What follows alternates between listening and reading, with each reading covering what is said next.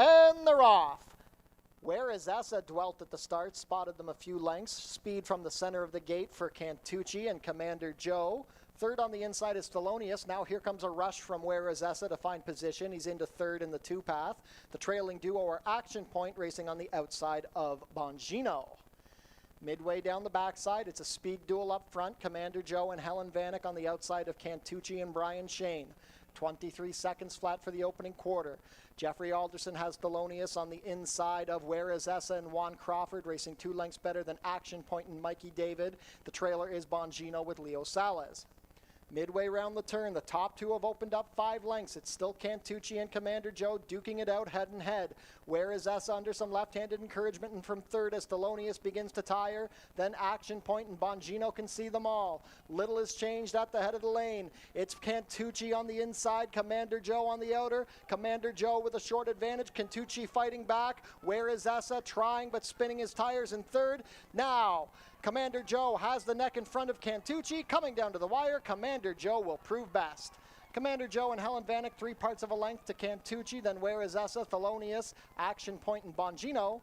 6 furlongs and 110 flat.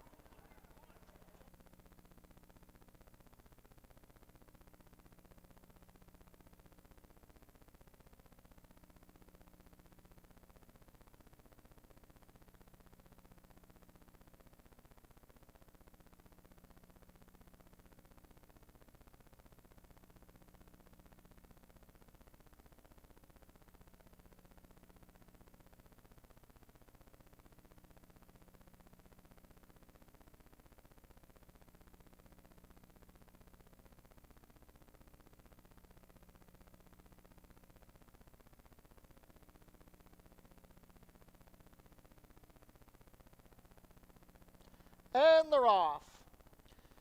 A good beginning. Speed from the center of the gate for Captain Clutch with Her Obsession. On the outside, Super Serenade. Now Jagana vying for position towards the rail, but Captain Clutch has sprinted clear to a 4-length advantage as they roll into the turn.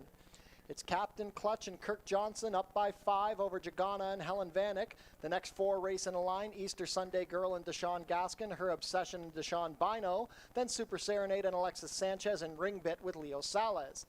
Midway round the turn, just over 2 furlongs to travel, and they still have 5 lengths to make up on Captain Clutch, who went the opening quarter in 22 seconds flat. Captain Clutch clinging to the lead. Now Easter Sunday Girl and Deshaun Gaskin begin to reel her in, moving well down the outside. Captain Clutch still on top. Easter Sunday Girl rallying. Jagana is third. Here comes Easter Sunday Girl trying to get to Captain Clutch. 70 yards to go. Easter Sunday Girl and Deshaun Gaskin. Easter Sunday Girl win by 2. Captain Clutch, then Jagana, Her Obsession, Super Serenade, and Ring Bit. 5 furlongs and 58 and 4.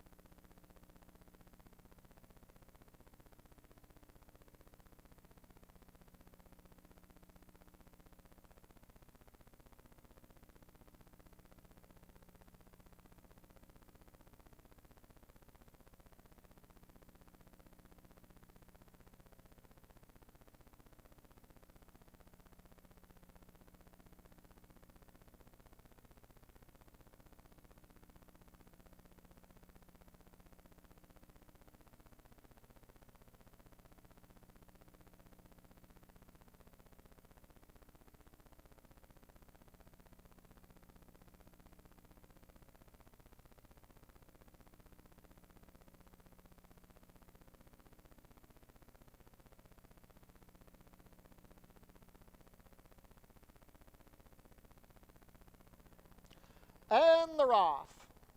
Super Cop out well from the far outside with Fair Hope Curly, Wicked Mercury third between horses. Then we have Iron Pyrite and Sparkling Silver. Me Tormenta taking back on the inside of Really Thirsty, and Kid Gizmo can see them all. 7 lengths front to back as they race through the backstretch and into the turn, and from the far outside it's Super Cop, who's taken back to second as Fair Hope Curly in the white blinkers opens up 2 lengths. 22-2 for the opening quarter. It's Fair Hope Curley and Michael David. Super Cop now ridden along a bit by Juan Crawford with Sparkling Silver and Alexis Sanchez on the inside third. Fourth is Wicked Mercury with Deshaun Gaskin. Here comes Really Thirsty trying to launch a rally under Brian Shane as they swing the bend into home. It's still Fair Hope Curley clinging to the lead, but here comes Super Cop and Really Thirsty down the far outside. Nowhere to go for Sparkling Silver. Super Cop hits the front. Really Thirsty is surging. Really Thirsty. Super Cop down to the wire. Really Thirsty gets up. Really Thirsty over Super Cop, then Fair Hope Curley, Sparkling Silver. Late charge from Kid Gizmo, 58-2.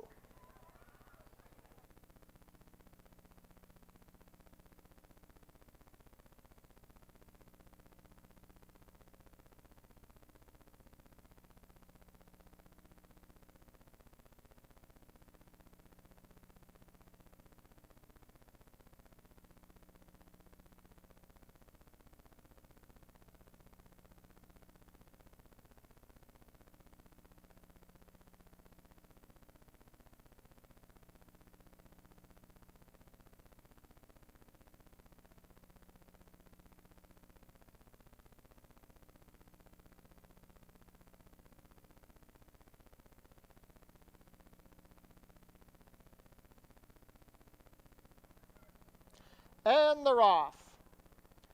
Traverse broke well from the outside, speed from the middle for getting ahead, and down along the rail, Van Du being sent by Salas to the lead. Chrome's Big Break is 4 deep on the far outside, with Ash Carnelli racing in 5th towards the rail on the inside of Get Out the Vote. Legs Like Flatter can see them all. They race within the half-mile pole. Now Traverse puts the pressure on Van Du. Chrome's Big Break and Kirk Johnson in good position in 3rd, past a quarter in 22-1. Then it's getting ahead and Jodine Anderson traveling well on the rail. Get Out the Vote also saves ground under Steve Jadu. Crawford asks Legs Like Flatter to get going, and that leaves Ash Carnelli at the back. Just over 2 furlongs to travel. Van Du fending off the challenge of Traverse. Getting ahead, looks loaded, but nowhere to go. Had to hit the brakes. Ash Carnelli swinging out with Get Out the Vote. Down the far outside, Legs Like Flatter, a furlong to go. It's Van Du and Leo Salas up by 2, but here comes Get Out the Vote and Steve Jadu. Ash Carnelli down the inside. They're going to try and get Van Du on both sides. 70 yards to go. Ash Carnelli, Van Du clinging, but Ash Carnelli and Deshaun Gaskin rally up the fence to win. Ash Carnelli wins over Van Du. Get Out the Vote, Traverse, Legs Like Flatter, Chrome's Big Break. Then getting ahead, 105-1.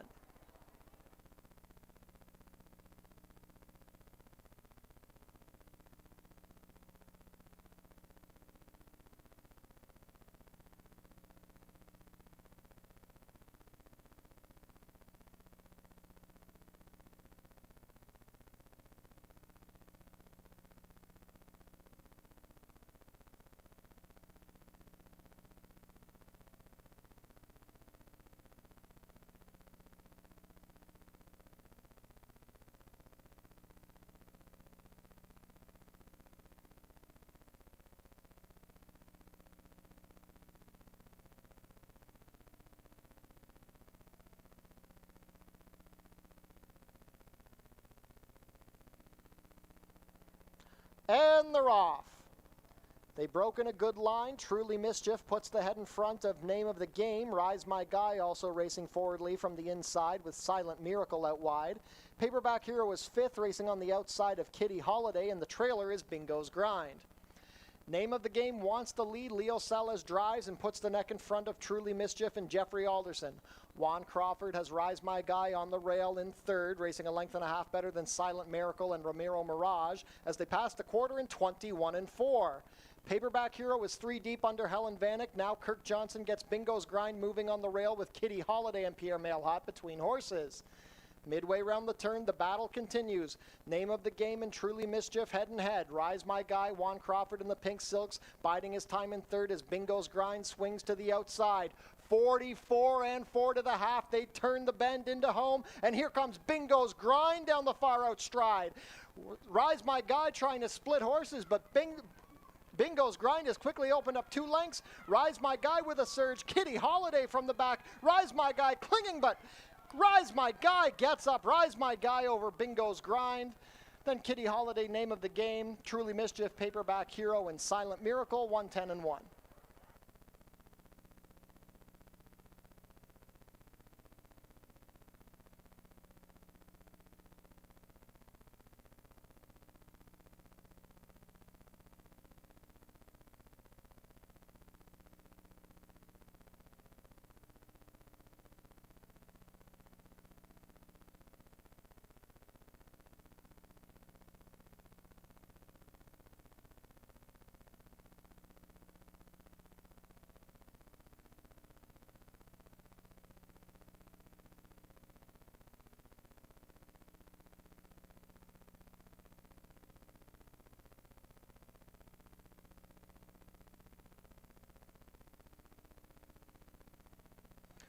And they're off. Rose for Carrick out slowly. Speed from the center of the gate for Speedy Connection and Alzado. Arctic Velocity trying to take back and find her way to the rail. Then we have Wood Glen Court racing on the inside with I Like It When It Snows, drifting out and carrying out Sunset Skippy. Several lengths back to Charity First, and the trailer after the slow beginning is Rose for Carrick. They turn into the backside, and Alzado and Alexis Sanchez have taken the advantage, a length and a quarter better than Speedy Connection. Good position third on the inside for Wood Glen Court, racing a length better than Arctic Velocity in the two-path. I Like It When It Snows is next, then Sunset Skippy, well back to Charity First, and Rose for Carrick. 23-3 for the opening quarter. The lead still belongs to Alzado, and the red blinkers now being pressed by Speedy Connection. They race out from the trees. It's Wood Glen Court still 2 lengths off the lead in third. Arctic Velocity fourth. I Like It When It Snows fifth. Then Sunset Skippy sixth in the two-path. 5 lengths back to Rose for Carrick, and now Charity First trails. 47 1.5. Speedy Connection has disposed of Alzado as they turn for the drive. Wood Glen Court comes off the inside to launch his bid. Alzado trying to dig back in on the rail, and here comes Arctic Velocity down the extreme outside. It's Speedy Connection on the lead but tired. Wood Glen Court trying. Sunset Skippy dives to the rail and has momentum. I Like It When It Snows. It's a stagger fest home. Here's Sunset Skippy and Jeffrey Alderson drawing clear to win. Sunset Skippy a length to Speedy Connection. Then Wood Glen Court, I Like It When It Snows, Arctic Velocity, Charity First, Rose for Carrick, and Alzado. 126-2.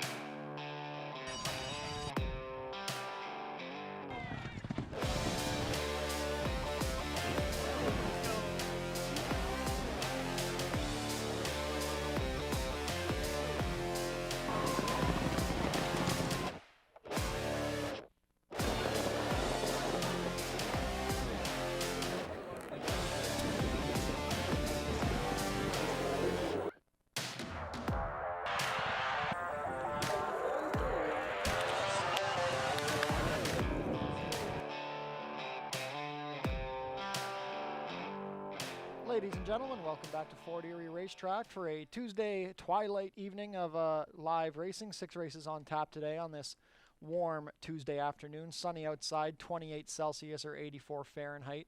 Nice breeze coming out of the west at 14 miles per hour, helping keep things cool downstairs. Main track is fast and the turf is firm with the rail out 6 feet, 29 minutes to first post.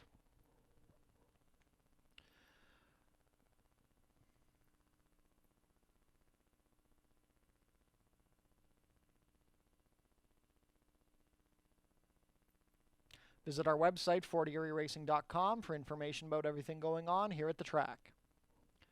Tune into the pre-race show for info about the track conditions, scratches and changes, handicapping, and info about upcoming races and events. Racing is back next week at Fort Erie, Monday and Tuesday. Post time both days will be 4:30. We're celebrating Canada Day a day early today here at Fort Erie. Stick around after the last race for a free concert featuring Rock Garden. And our Canada Day Festival is thrown in partnership with Fort Erie Festivals. We have free cupcakes on site today, available at customer service, thanks to a generous donation from Fort Erie Festivals while supplies last. And also on site today, Fluffy the Clown is here. Find Fluffy in the farmer's market to get your child a balloon animal. The fan favorite Wiener Dog races come back to Fort Erie not too long, July 12th, free admission as always. And also coming back on August 3rd are the Basset Hound and Corgi races. Registration details are up on our website. Be sure to come out for Fort Foodie Fest, returning on Sunday, August 30th, Racing and the Food Truck Festival, this year sponsored by TELUS Pure Fiber Internet. The 91st running of the Prince of Wales Stakes takes place on Labor Day this year, September 7th. Also returning for Prince of Wales Day this year is the fashion contest. The best dressed ladies win a gift certificate from Lasting Impressions Lifestyle Boutique.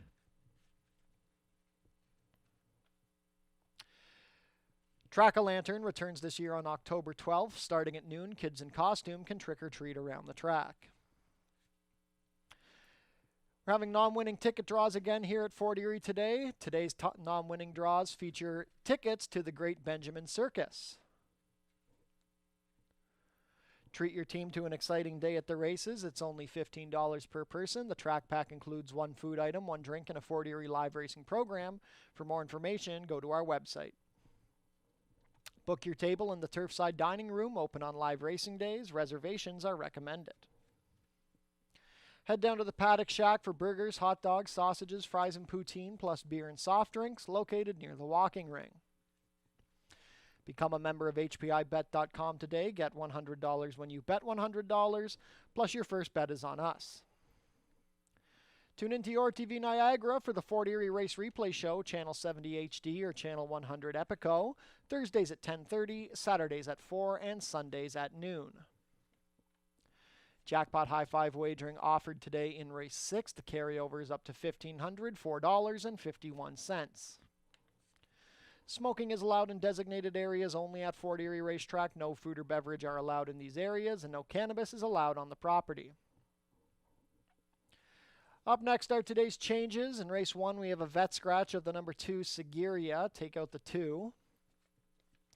Race 2 is clear. No changes in the second. In Race 3, Stewart scratched the number 1, Wet n Wild. Also, Stewart scratched the main track only's number 7, If You Insist, and number 8, Stylish Gent. Scratch numbers 1, 7, and 8. In Race 4, Stewart scratched the number 1, Cadfael, and the number 3, Back to Reality. Scratch numbers 1 and 3. In Race 5, we have a rider change on the number 3, Lonrose Gamble. Make the rider Jeffrey Alderson. Correct the weight to 122 pounds. And Stewart scratched the number 6, Coherence. In Race 6, Stewart scratched the number 2, Knowing.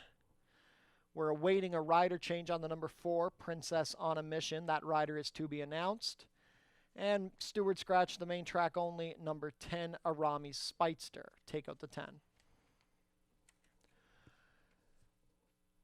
Happy to be joined here today by Marketing Manager James Kulik. We're coming into the peak of our event season here this summer at Fort Erie. So James, why don't you tell us what's coming up? Yeah, like you said, we're right in the thick of our big event season. We got a lot of awesome stuff coming up, including the ever popular wiener dogs. They're coming back.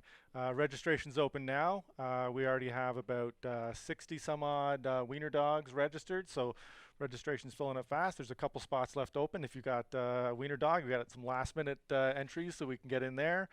And then the corgis and the basset hounds are filling up quickly. The corgis are already full. We've got a full slate of corgis ready to hit the track. And the basset hounds are coming along nicely. So those are two of our big events are shaping up really nicely. And we're really excited. We have a new merchandise sponsor for our dog races. Thanks to Minor Bros Pet Supply, we have some really, really cool new shirts coming in. So if you're looking to look spiffy for that day, we make sure you stop by customer service, pick yourself up one of our new dog race shirts. I'll make sure to get you one, Doug, so you can look sharp that day. I know calling the dog races is your the highlight of your summer, right?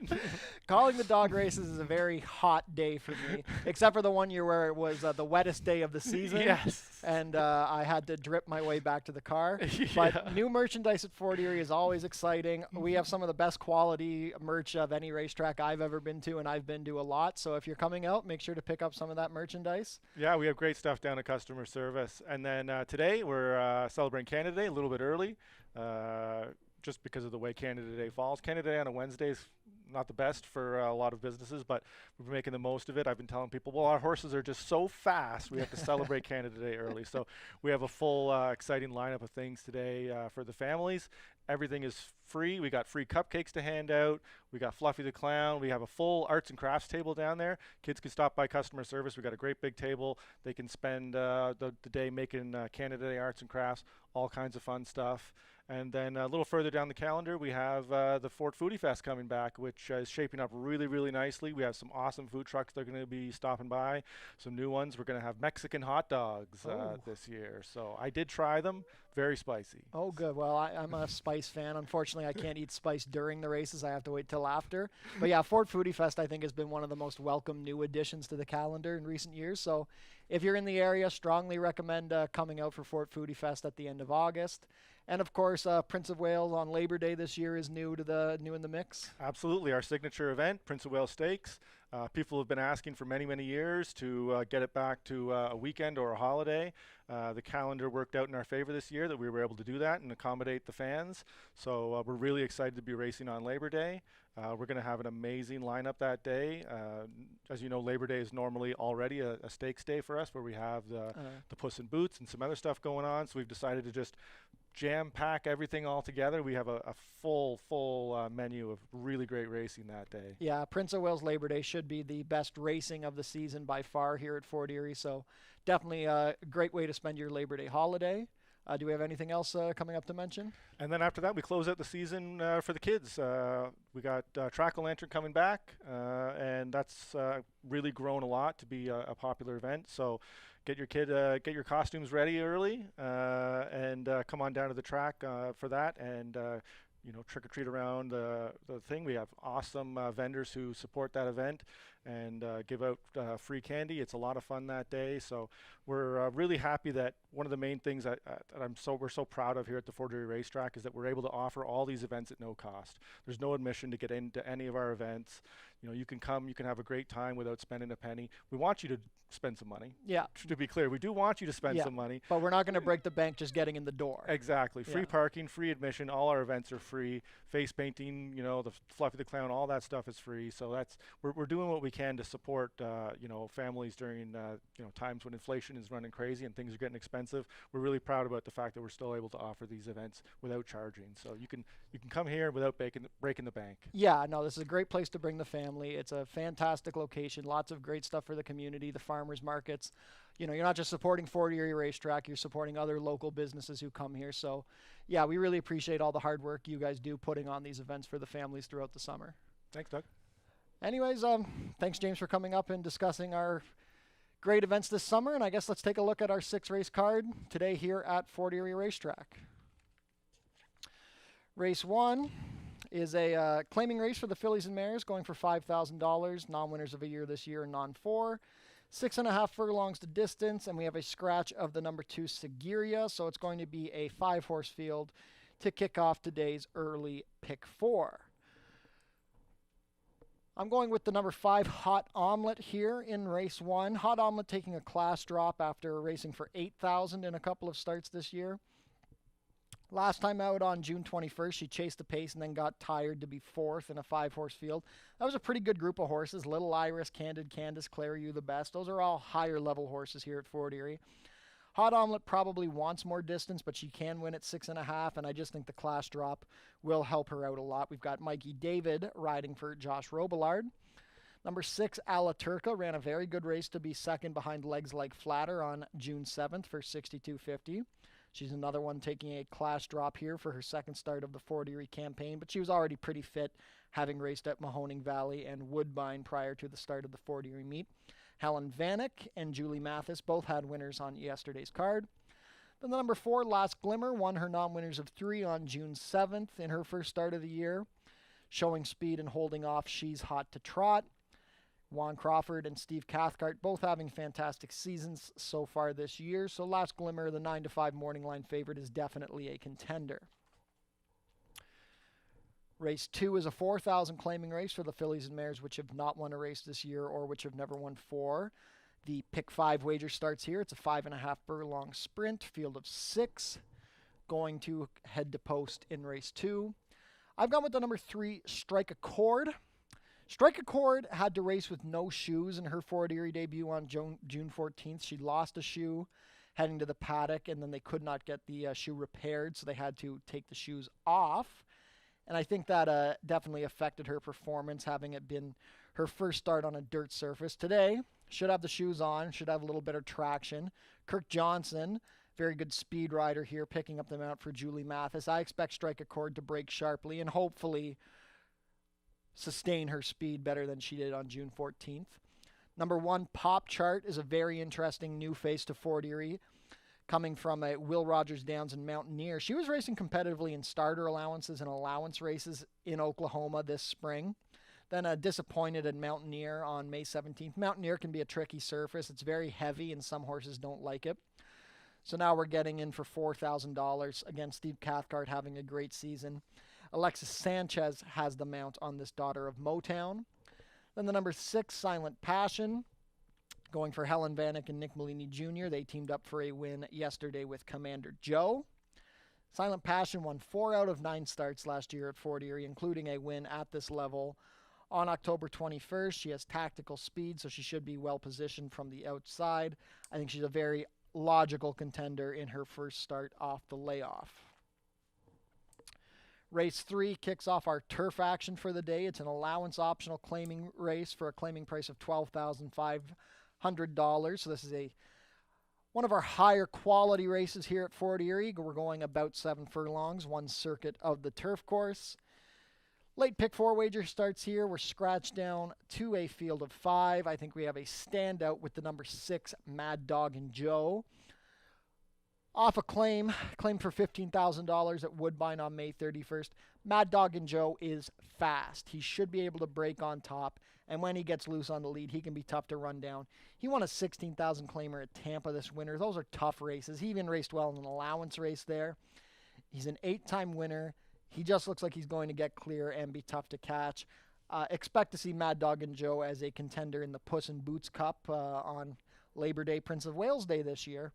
Off the claim for Adamo and Icon Racing Stable. Zerrell Ford in the saddle. Number 2, Pat's Gamble, stretching out in distance for John Sims and Steve Jadu, has been second best behind Gara Foley in an open allowance race and the long run thoroughbred retirement stakes. He's a winner on turf. He'll probably appreciate getting more than 5.5 furlongs to work with. And if Mad Dog and Joe labors in the stretch, or if somebody can wear him out in the front end, Pat's Gamble could very well pick up the pieces. Then the number 3, Lasting Silence, had a good campaign at Woodbine last year. He was winning at the $25,000 level, claimed for $25,000 in November. They bring him down here to Fort Erie, likely targeting the Puss in Boots as the end goal. Juan Crawford riding for Sharon Chicotto. Biggest question is how ready is he going to be off the layoff, but he definitely has the class to be a contender against these kinds of horses. Race 4 is a 62.50 claimer. Non-winners of a race this year are non-winners of 4. It's a 5-furlong sprint. Unfortunately, scratched down to a field of 4. My top pick here is the number 2, Sea to Air. Ishmael Mascara riding for Jeff Voice. Sea to Air broke badly and had a wide trip on June 7th at this level. Only got beat 3 lengths behind Mia and Me, People Are People, Forester Humor. Not a bad quality race at all. Before that, had a couple of good efforts at Ajax Downs in the mixed breed races against the quarter horses. Hopefully, Sea to Air gets out of the gate well. That's what it's going to come down to, is how does he break. Number 6, Have to Reload. Makes his first start of the year for Mike Blake. Helen Vanek will be riding. Have to Reload's a solid horse. Last year, he was first or second in half of his 8 starts. Was a winner for $8,000. Had a couple of runner-up finishes and starter allowances. Closed out his season, beaten a nose by People Are People. Just a nice horse. He's quick out of the gate. Just a logical horse. You don't need to say too much more about him. And then the number 4, Attestation. Joe Humber with a winner yesterday. Juan Crawford rides this 4-year-old son of American Pharaoh. He was a winner for $5,000 at this distance on June 14th. Now steps up a bit in class and could double up if he can repeat that last performance. Race 5 is an allowance race for non-winners of 3, 6 furlongs the distance. Scratch of the number 6, Coherence, takes us down to a field of 6. I think it's a pretty good race. I've gone to the number 4, Cooler Man, making his second start off the layoff for trainer Roy Augustino. Mikey David will retain the mount. Cooler Man made a nice rally, swung to the outside and finished gamely, just couldn't run down Sterling Castle. Sterling Castle was fit, already had a win at Mountaineer this season, so not being able to run down that speedy foe is not an embarrassment at all. Now Cooler Man has a start over the dirt. He should be a little more tight. If he can build on that performance, I think he'll be tough to beat.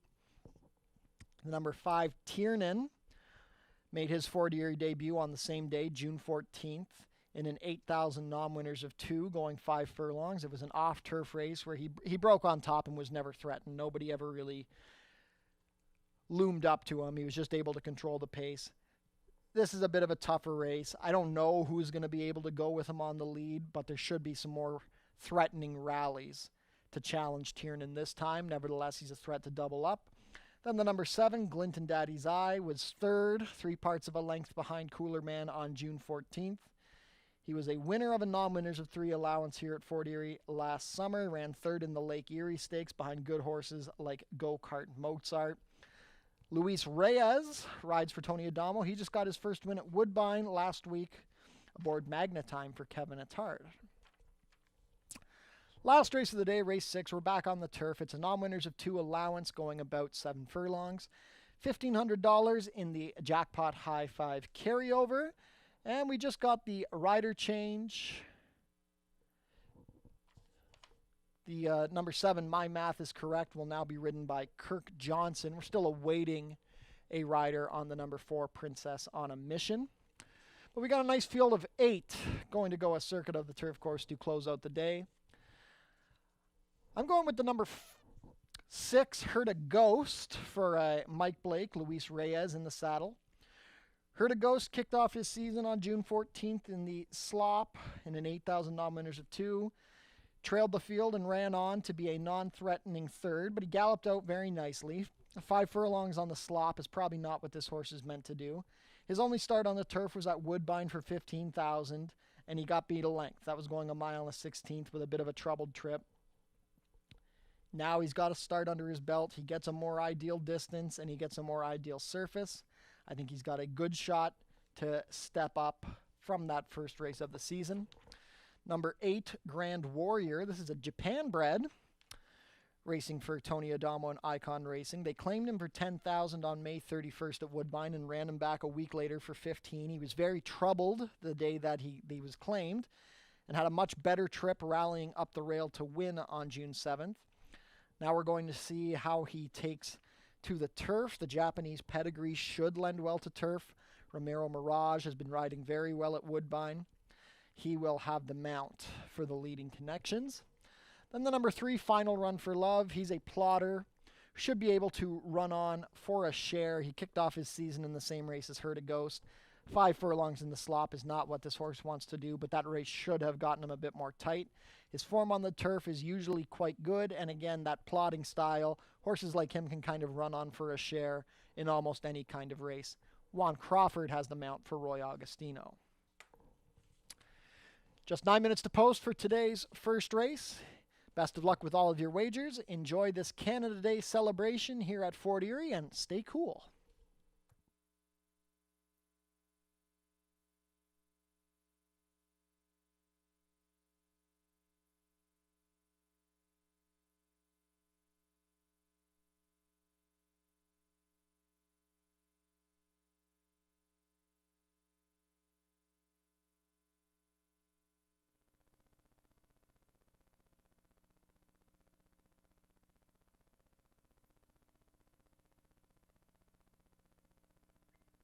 We kick things off here on the main track at 6.5 furlongs. It's a $5,000 claiming event for fillies and mares, 3-year-olds and upward.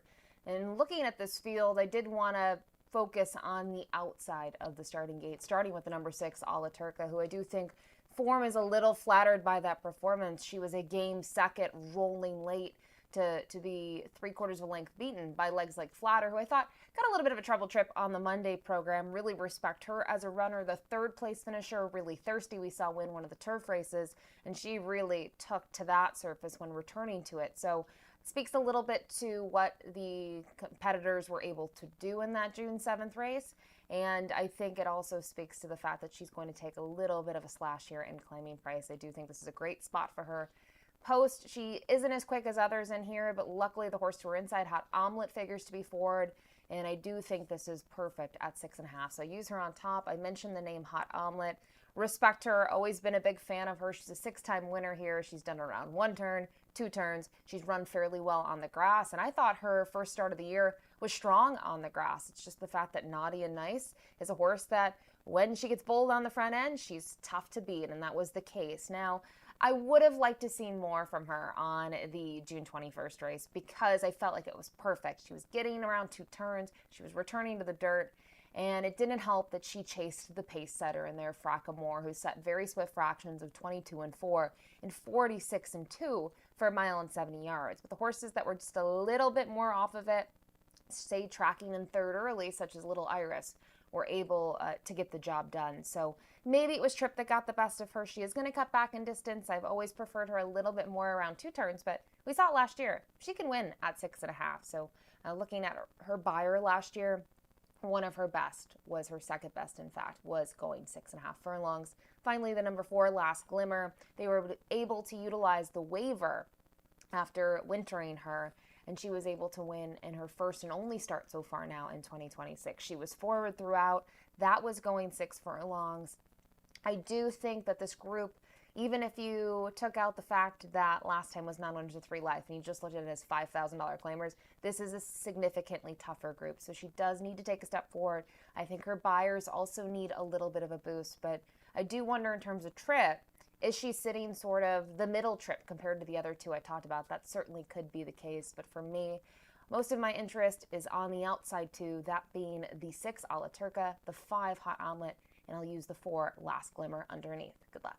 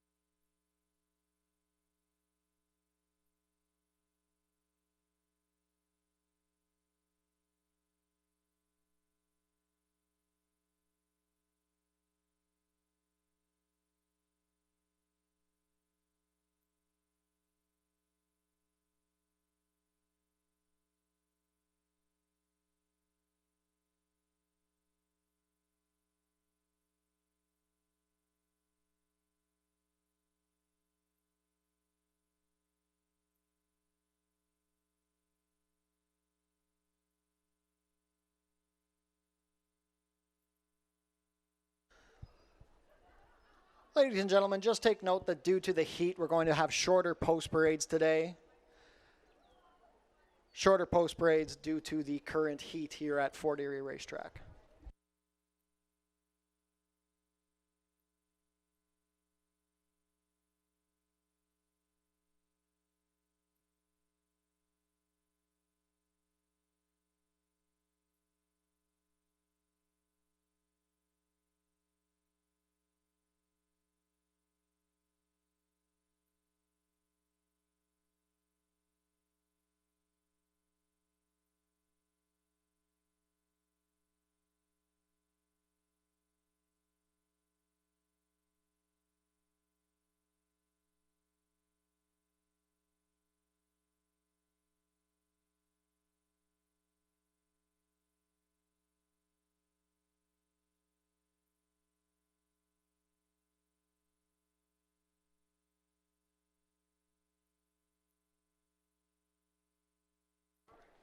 Field is making their way on track for today's first race. Race 1 is a claiming race for fillies and mares 3-year-olds and up, which have not won a race in 2026 or which have never won 4 races.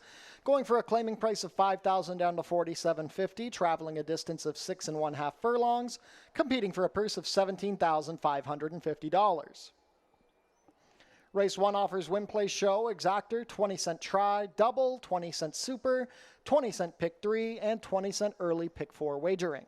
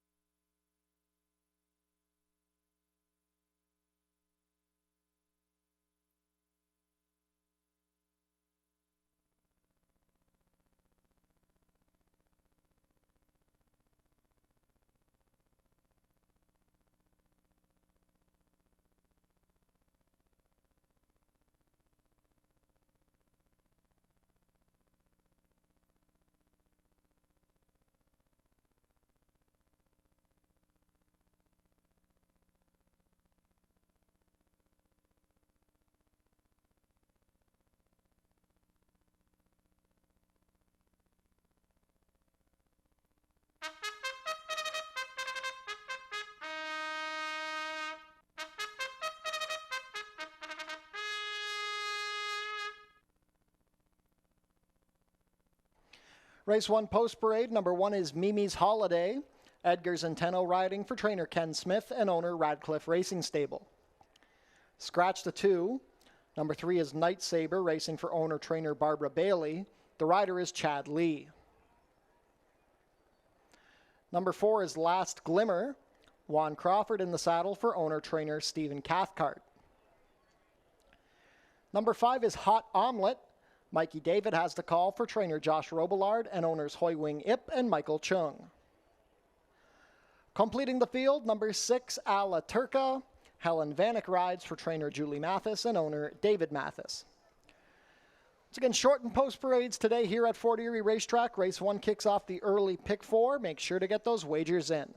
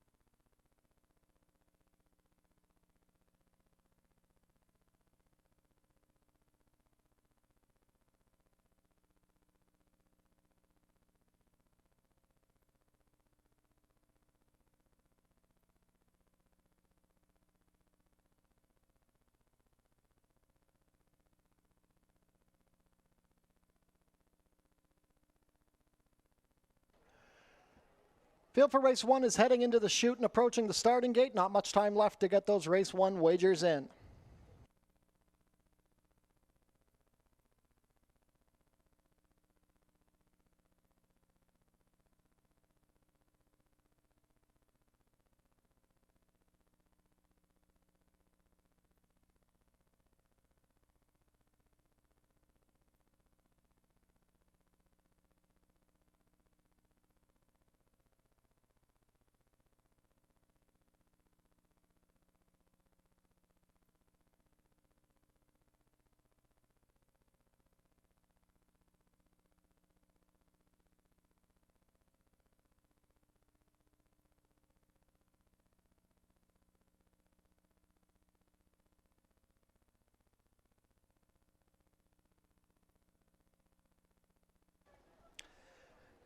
Fillies and mares set to head behind the starting gate. It is now post time.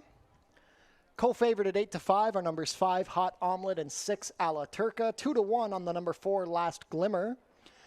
As we kick off the early pick 4, the first of 6 today here at Fort Erie for our early Canada Day celebration. First to come up is Mimi's Holiday with Edgar Zenteno. Night Saber and Chad Lee. Last Glimmer and Juan Crawford. Hot Omelet with Mikey David. And the last in will be A La Turca with Helen Vanek. All set. And they're off. Very good beginning for Hot Omelet from the outside with Last Glimmer between horses and Night Saber down along the inside. Then we have A La Turca on the far outside, racing 3 lengths better than the early trailer, Mimi's Holiday. Hot Omelet is allowed to control the early tempo as now Night Saber moves up on the inside to apply some pressure. Last Glimmer dropping down to the inside in third, racing a half length better than A La Turca and still 3 lengths back to Mimi's Holiday. 23-3 for the opening quarter. White cap of Hot Omelet still has a half length on Night Saber, who's racing towards the rail. A La Turca moving into third, now a length better than Last Glimmer, who's ridden along by Juan Crawford and still 4 lengths back to Mimi's Holiday. Midway round the turn, it's Hot Omelet at 6-5 in control with Mikey David. They open up 2 lengths. A La Turca trying to range up on the outside of Night Saber. Last Glimmer is next, 47 seconds flat to the half. It's still Mimi's Holiday who's trailed throughout. They make the bend into the stretch, and it's still Hot Omelet looking confident on the front end. She's up by 5 lengths with a furlong to the wire. Night Saber trying to hold second as A La Turca has stalled. Last Glimmer trying to rally into the show spot, but they're not going to get to Hot Omelet and Mikey David. Hot Omelet, the easiest of victories to open up the day. Hot Omelet wins by 6 lengths for Mikey David. Night Saber second, then Last Glimmer, and a photo for last between Mimi's Holiday and A La Turca. 6.5 and 118-1.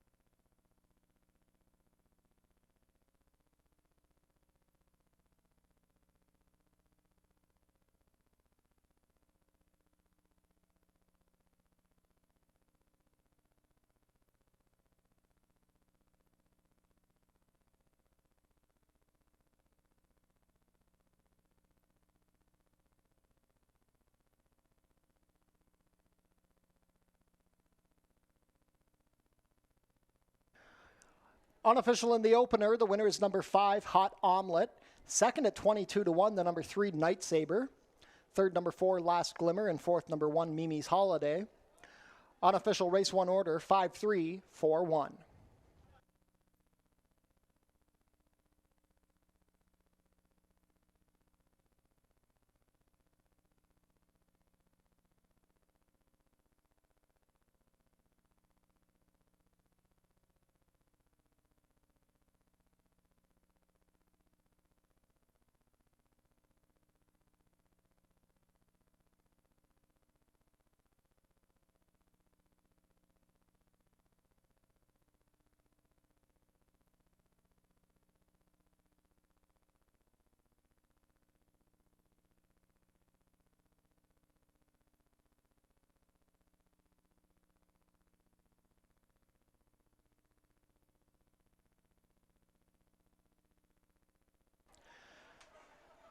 Now returning to the winner's circle, the unofficial winner of today's first race, number 5, Hot Omelet. Hot Omelet is a 7-year-old dark bay or brown mare by Jiu-Jitsu Jacks out of Catdan, bred here in Ontario by Bruno Schickadans. Ridden to victory today by Michael David, Hot Omelet is trained by Josh Robillard for owners Hoi Wing Ip and Michael Chung. First win of the season for Hot Omelet, her 9th lifetime win in 36 starts, going gate to wire today to complete the 6.5 furlongs in a winning time of 1:18.1. Congratulations to the connections of Hot Omelet. Hold all tickets until race 1 is made official.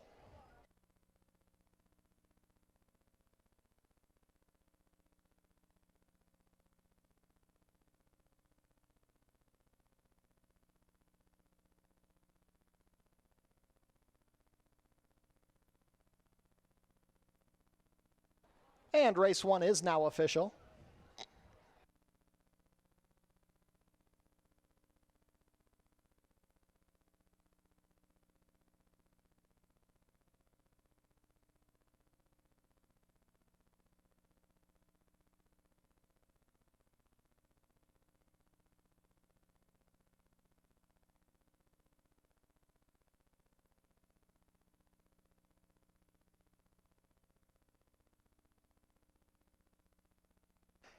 It's official. Prices are up. Hot Omelet returns $4.40 to win, $2.70 and $2.10. Nice place price for long shot Night Saber. $15 to place, $7.60 to show. Third number 4, Last Glimmer, $2.30 to show.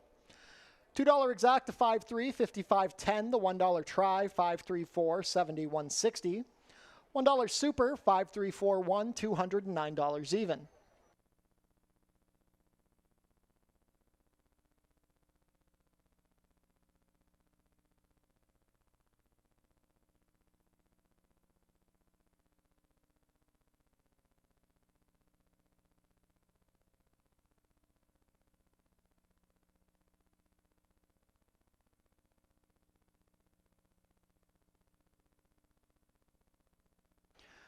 On screen now is the 4th place photo for race 1. I'd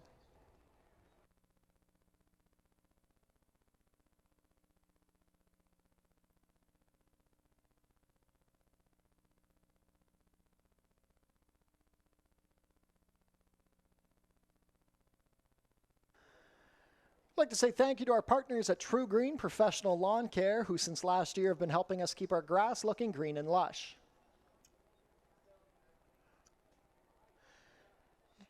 We're proud to partner with Oneida New Holland of Niagara. We'd like to thank them for providing us with a tractor for our racetrack maintenance.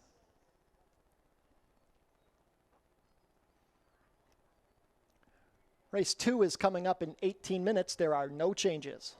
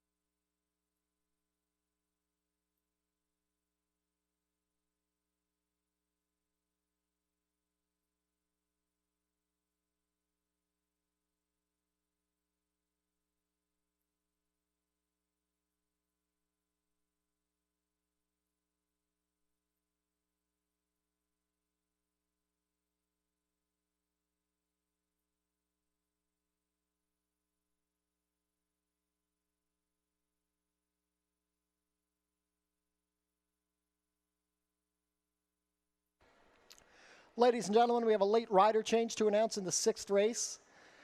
In race 6, the number 4, Princess on a Mission, will now be ridden by Pierre Mailhot. It's again, late rider change, race 6, number 4, Princess on a Mission. Late rider change to Pierre Mailhot.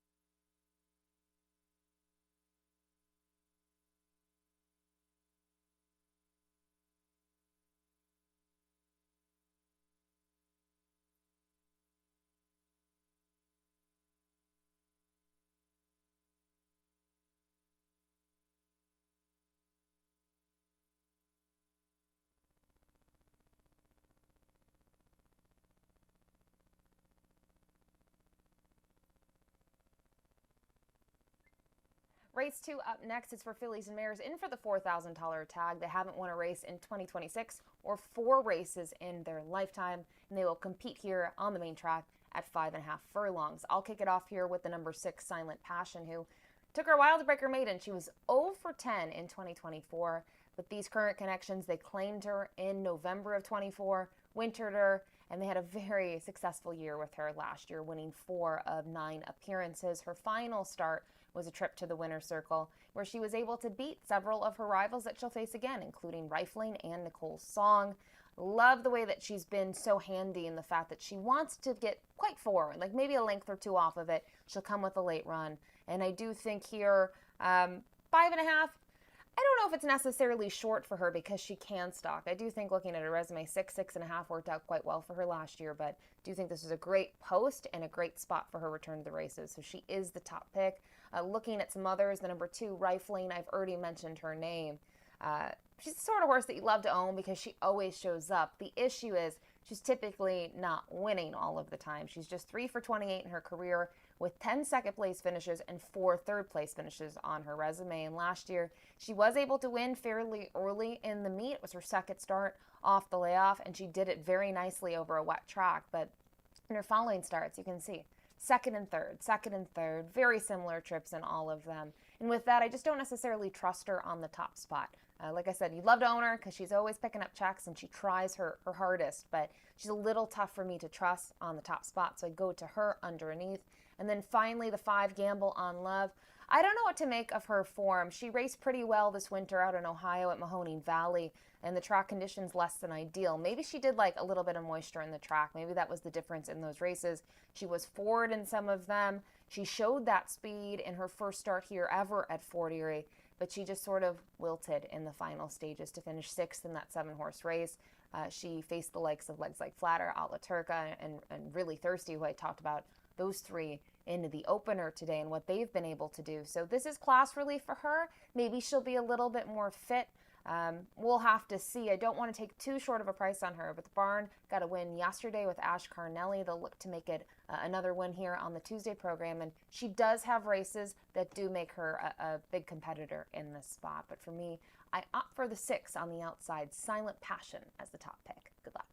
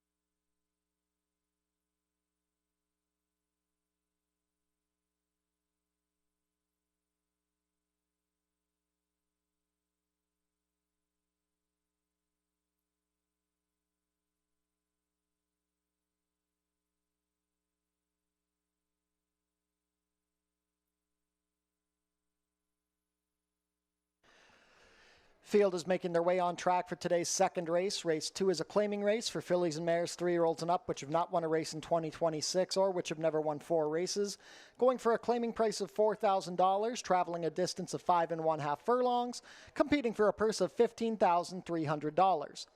Race 2 offers win, play, show, exactor, 20-cent try, double, 20-cent super, 20-cent pick 3, and 20-cent pick 5 wagering.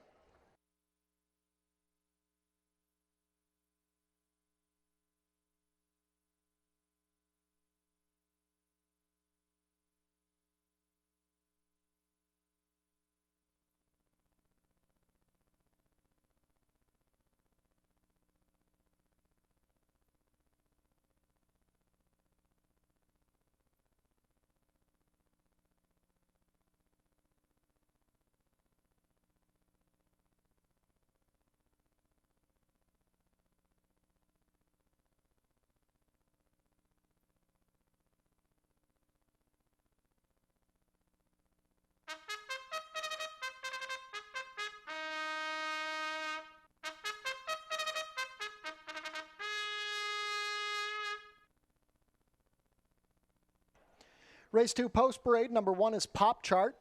Alexis Sanchez in the saddle for trainer Steve Cathcart and owner Pan Am Racing. Number 2 is Rifling, ridden today by Chad Lee. Mike Blake trains for owners Ascot Stud, Norm Files, and Sean Brinda. Number 3 is Strike a Chord, racing for Bruno Chickadans. Kirk Johnson has the call for trainer Julie Mathis. Number 4 is Nicole's Song. Juan Crawford rides for trainer Joe Humber and owner Tessa Passero. Number 5 is Gamble on Love. Zerrell Ford in the saddle for trainer Kevin Buttigieg and owner Colebrook Farms. Completing the field, number 6, Silent Passion. Helen Vanek rides for trainer Nick Malini Jr. and owner Pasquale Saiva. Once again, short and post parades today here at Fort Erie. This race kicks off the pick 5. Make sure to get those wagers in.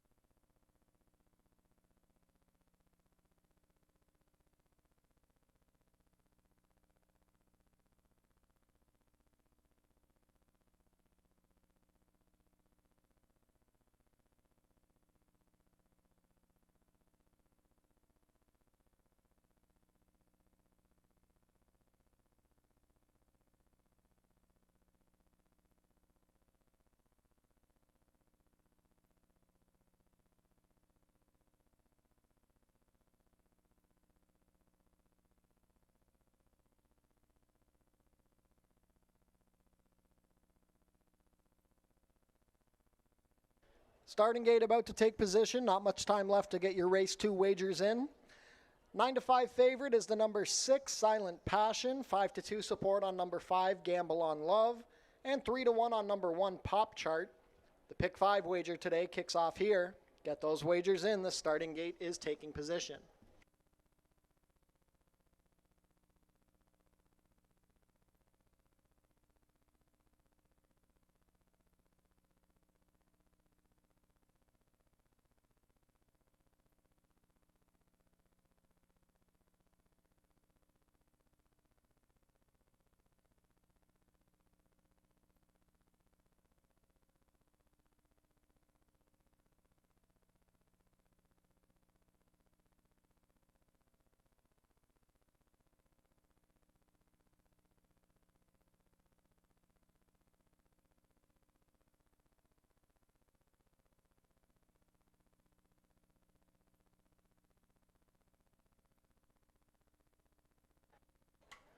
Race 2 fillies and mares are behind the starting gate. It is now post time. 9 to 5 still on the number 6 Silent Passion.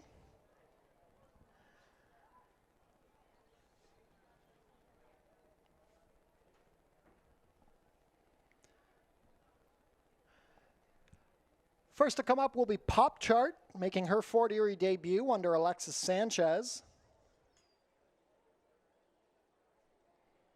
Rifling and Chad Lee to gate 2. Strike a Chord and Kirk Johnson. Nicole Song and Juan Crawford.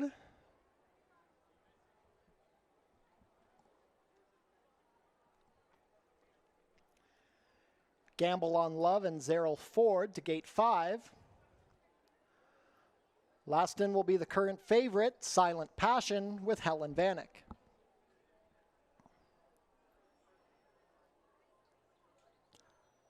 All set.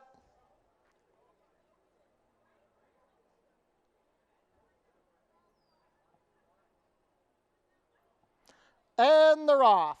Losing the rider at the start was Gamble on Love. Zerrell Ford was dismounted coming out of the gate. Speed from the center of the gate for Strike a Chord and Kirk Johnson, being pressed by Pop Chart to the inside as the loose horse runs into the pack.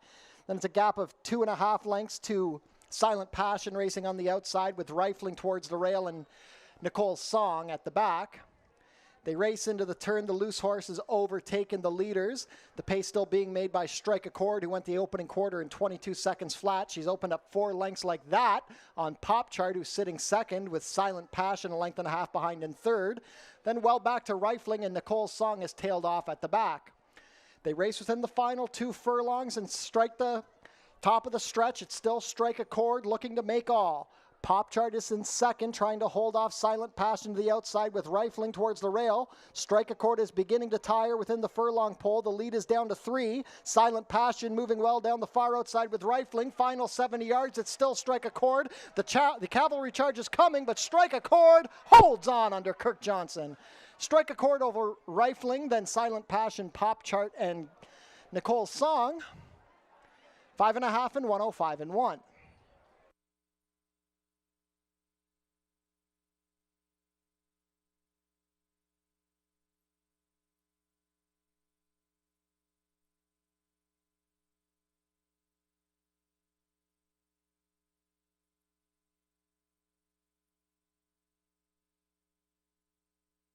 Stewards have posted the inquiry sign looking into the start of the number 5 Gamble on Love.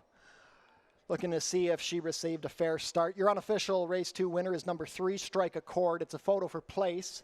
Hold all tickets. Once again, there is a stewards inquiry looking into the start of race 2.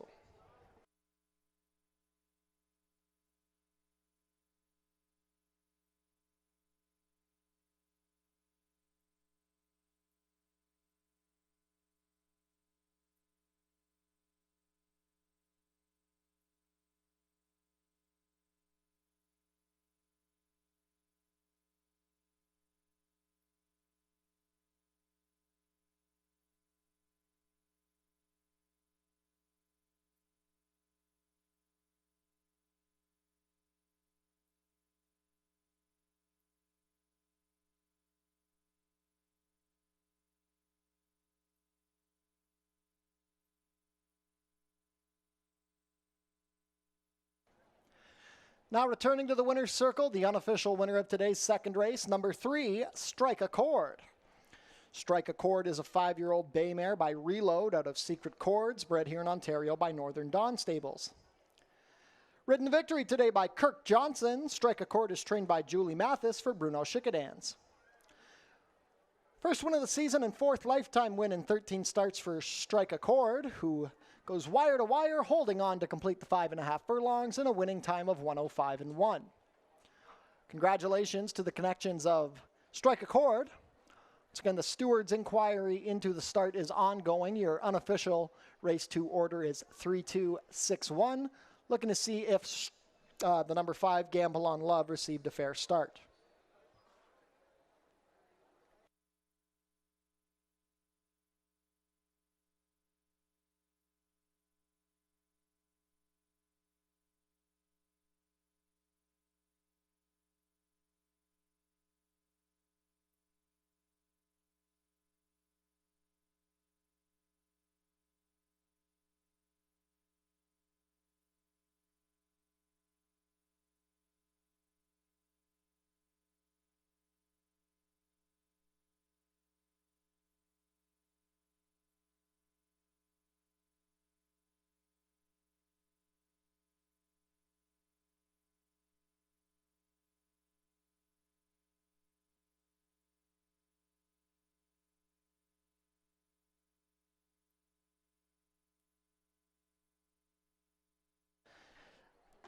Stewards have determined that the number 5, Gamble on Love, did not receive a fair start, so all wagers on the number 5 will be refunded. Number 5, Gamble on Love, did not receive a fair start as rider Zerrell Ford was completely off the horse as the gate opened. Win, play, show, exacta tries, superfecta, and double wagers on the number 5, Gamble on Love, will be refunded. If a consolation double will be paid out, and if you had Gamble on Love in any live pick 3, pick 4, pick 5 wagers, you will inherit the post-time favorite, who will now be the number 1 pop chart. Full refund on the number 5, Gamble on Love.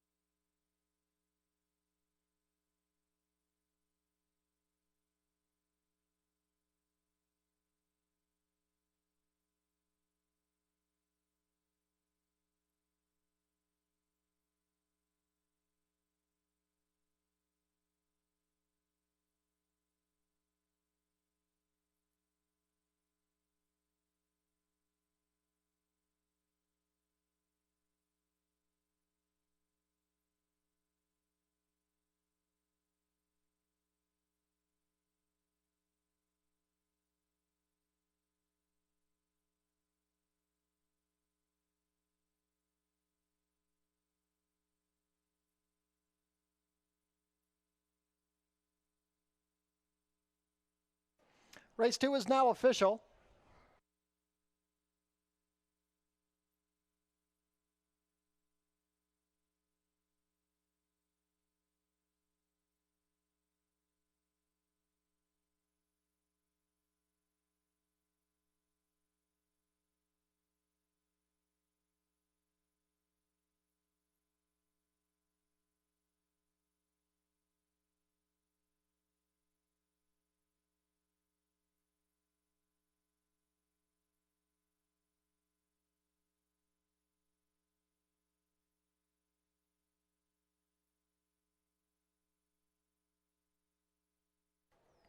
Prices are up. Strike Accord returns $8.50 to win, $4.90 and $3.80. Second, number 2, Rifling, $4 to place, $2.70. Third, number 6, Silent Passion, $2.60 to show. $2 exacta, 3-2, $26.30. The $1 try, 3-2-6, $45.20. $1 super, 3-2-6-1, $55.45. $2 double, 5-3, return $19.30. And the consolation double, 5-5, is $3.80.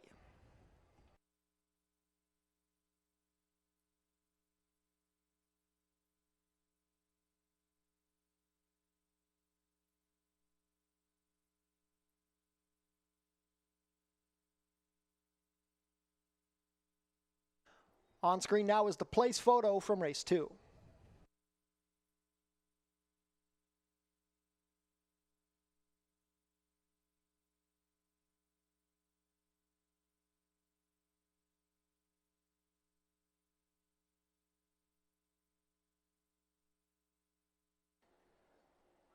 And all of us here at Fort Erie Racetrack would like to welcome the Niagara Lamplighters to the races today. Enjoy your day here at Fort Erie Racetrack.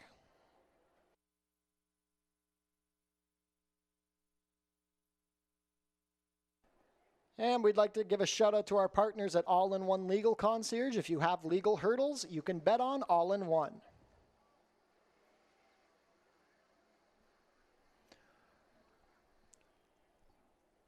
Race 3 is up next. Stewart scratch the number 1, Wet and Wild, and take out the main track onlys. Number 7, If You Insist, and number 8, Stylish Gent. Late pick 4 wagering kicks off here in the 3rd.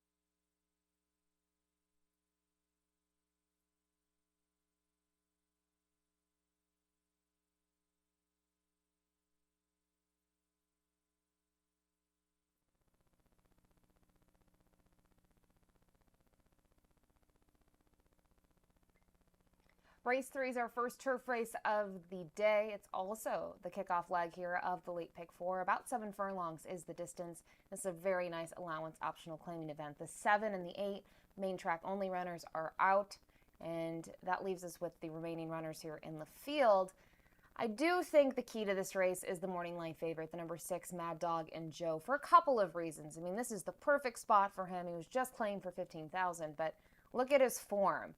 There is a very good chance this horse makes the lead with the outside draw and that everyone else is going to try to catch him. And that could be very difficult, especially if he can replicate his most recent performance, which I know was on the Tapeta. But man, you talk about setting perfect fractions, 24 and 1, 48, 112, then a final time of 145 and 3 while in for 15,000.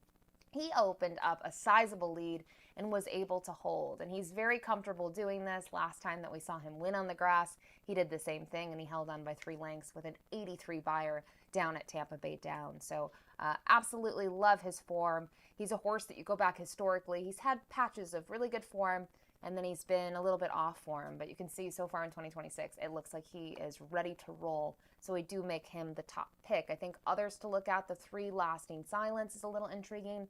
First start this year, and now as a 4-year-old, New Connections, in a horse that was able to win 4 races last year. Not easy to do. Broke the maiden on the grass while in for 15,000. I like that, knowing that it was 7.5 on the inner turf course.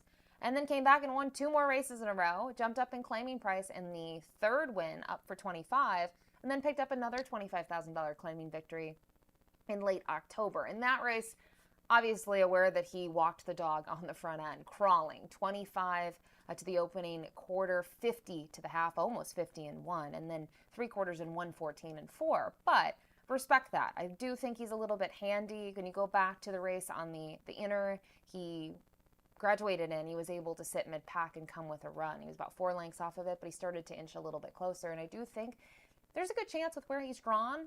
I think he'll be maybe sitting in second early on. So if for some reason he's able to catch up to Mad Dog and Joe, he could be the main threat. One other horse to mention in here, the number 5, Conn Smythe, is a horse that you kind of look at his form and it's just incredible. He's won 3 in a row. He broke his maiden, was in for 14. Then his connections looked for a spot, it looks like, and they weren't afraid to lose him for 7,500, and they did lose him. Now in the barn of Des Maynard.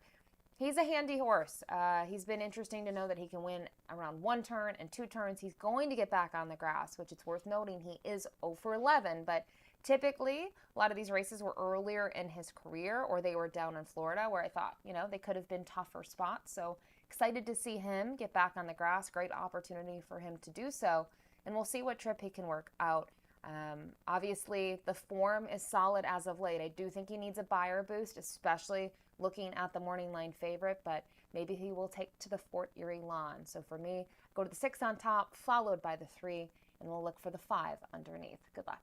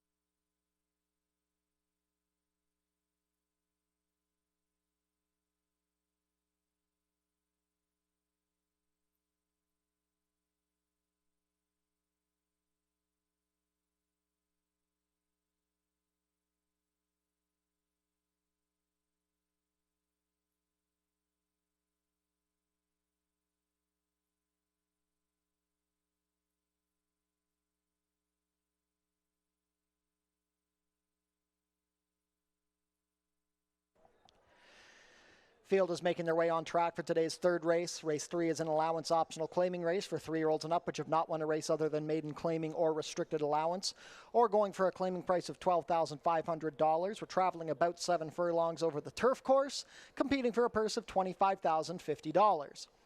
Race 3 offers win, play, show, exactor, 20-cent try, double, 20-cent super, 20-cent pick 3, and 20-cent late pick 4 wagering.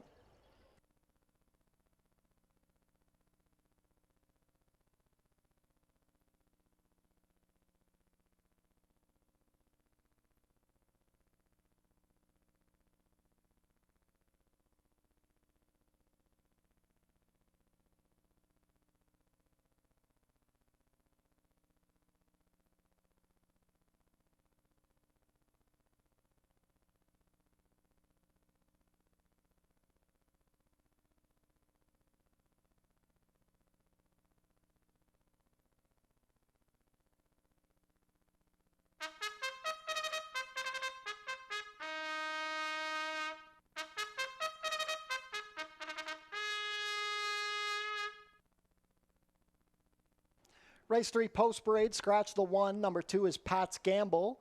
Steve Jadu in the saddle for trainer John Sims and owner Denise Carpenter.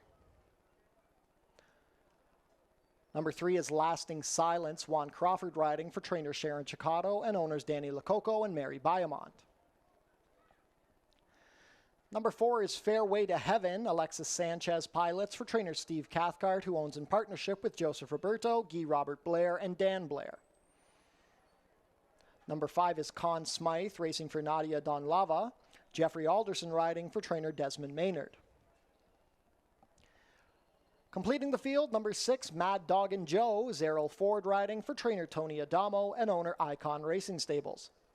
Scratch numbers 7 and 8, shortened post parades today here at Fort Erie. So be sure to get those wagers in quickly. The late pick 4 starts here. It's the first of 2 turf races on the card.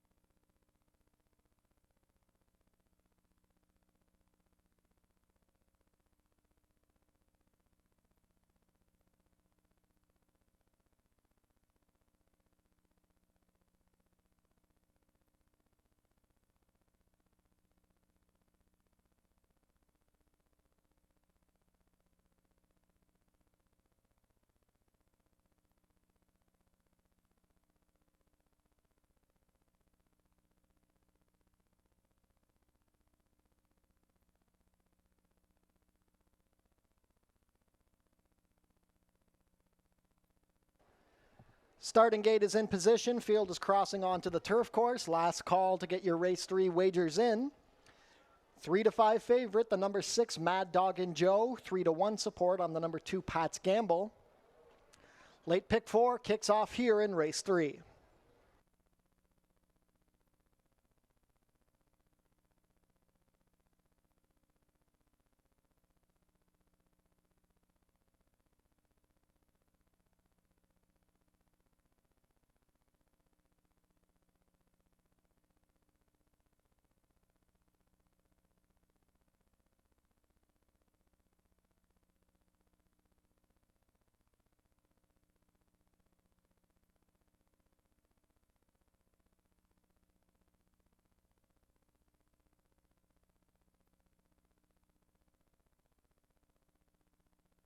Race 3 field is behind the starting gate. It is now post time. Solid group of allowance optional claimers. Going to go with Circuit of the Turf course here to kick off the late pick four. The first in will be Pat's Gamble with Steve Jadu. Lasting Silence with Juan Crawford. Fairway to Heaven goes off the claim with a troubled trip last time at Woodbine. Alexis Sanchez riding. Conn Smythe looking to extend his win streak to 4 in his first start off the claim. Jeffrey Alderson had a nice winner on the turf yesterday.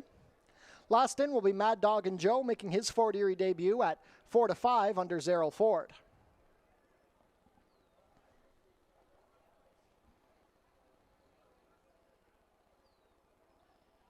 Mad Dog and Joe steps in, and backs out.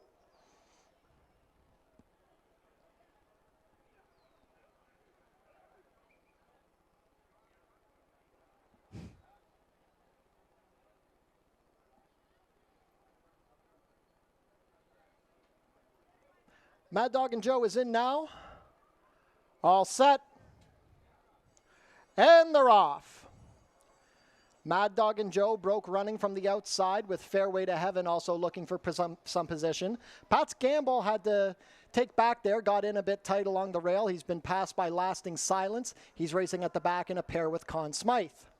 They race into the turn, 6 furlongs to travel. It's Mad Dog and Joe and Zerrell Ford leading the way a length and a half to Fairway to Heaven and Alexis Sanchez. Good position third on the inside for Lasting Silence with Juan Crawford. Then it's Conn Smythe and Jeffrey Alderson. Pat's Gamble and Steve Jadu trail the field. Mad Dog and Joe didn't get as easy a lead as expected. He's up by 3 parts of a length just off the rail, giving room to Lasting Silence. Fairway to Heaven is out in the center of the course. Conn Smythe saving ground towards the back with Pat's Gamble to his outside. The pace is pretty moderate, 25 seconds flat. It's still Mad Dog and Joe with a short advantage. Now Lasting Silence takes pack, but the pressure is now being applied by Fairway to Heaven, 48 seconds flat to the half. Here comes an advance from Pat's Gamble, who's moved into third, traveling comfortably, and Conn Smythe is the new trailer. Less than 2 furlongs to go. It's still Mad Dog and Joe on top. He leads into the stretch. There's room up the inside for Lasting Silence, if good enough. Pat's Gamble down the far outside. Conn Smythe trying to rally from last. Mad Dog and Joe clinging to the lead. Lasting Silence trying to rally up the fence. Mad Dog and Joe still a short advantage. Coming down to the wire. Mad Dog and Joe holds on.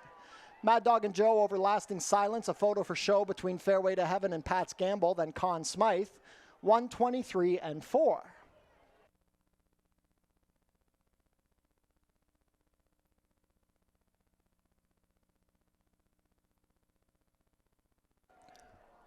Unofficial in race 3, the winner is number 6, Mad Dog and Joe. Second, number 3, Lasting Silence. It's a show photo. Hold all tickets.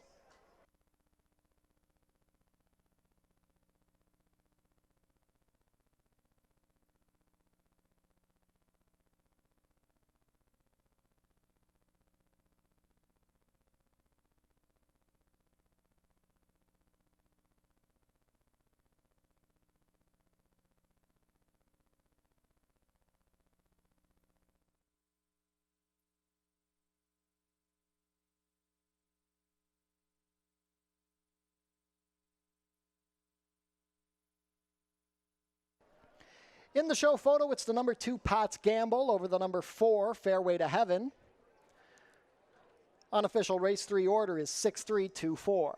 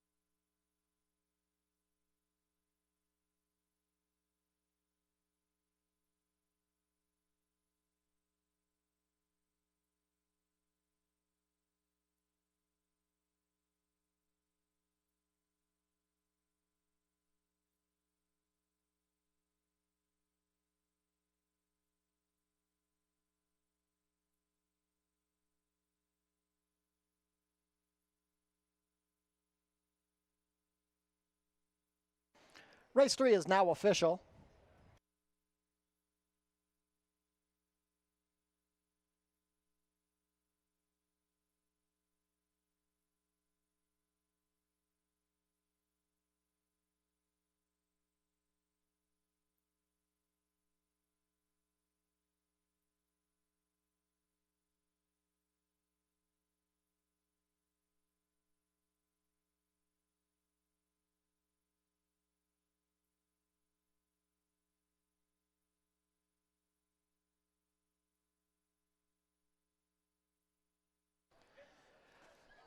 Back in front of us, returning to the winner's circle, is the official winner of today's third race, number 6, Mad Dog and Joe.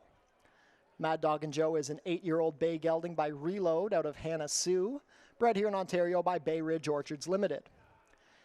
A gate-to-wire victory under Zerrell Ford, Mad Dog and Joe is trained by Tony Adamo for Icon Racing Stables. Mad Dog and Joe scores his third win of the 2026 campaign in his first start off the claim here. His 9th lifetime win in 62 starts, completing the about 7 furlongs and a winning time of 1:23.4. Congratulations to the connections of Mad Dog and Joe. Race 3 prices will be up shortly.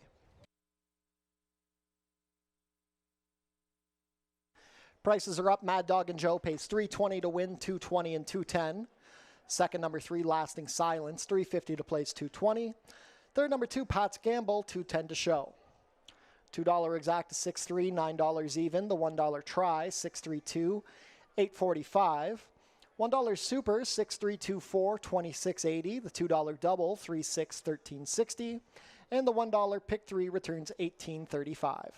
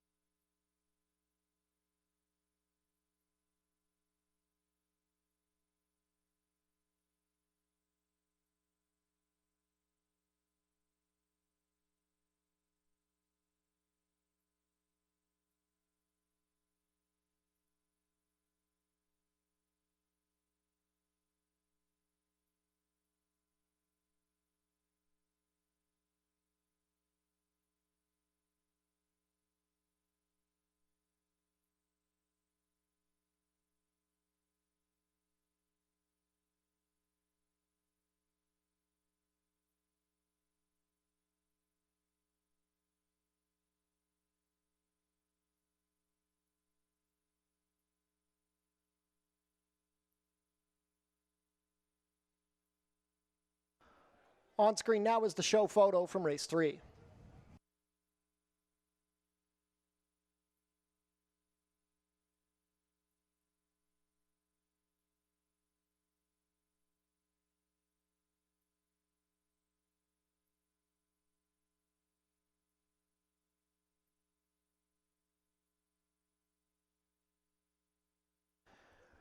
And we'd like to wish a very happy birthday to Lynn Decker, celebrating here with us today. Happy birthday, Lynn, from all of your friends and family here at Fort Erie Racetrack.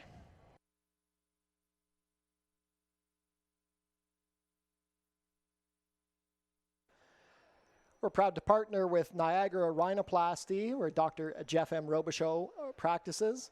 Contact info is on screen now, located at 23 Hanover Drive in St. Catharines.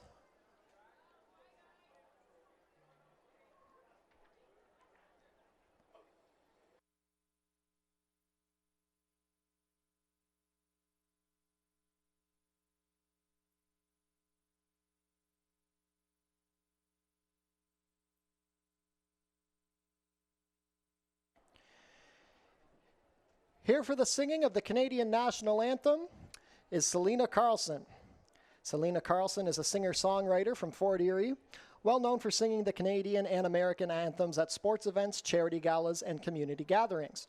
Selena has also pursued her original music, recently releasing her debut single, Beautiful Weirdo, an uplifting anthem celebrating autism acceptance and neurodiversity.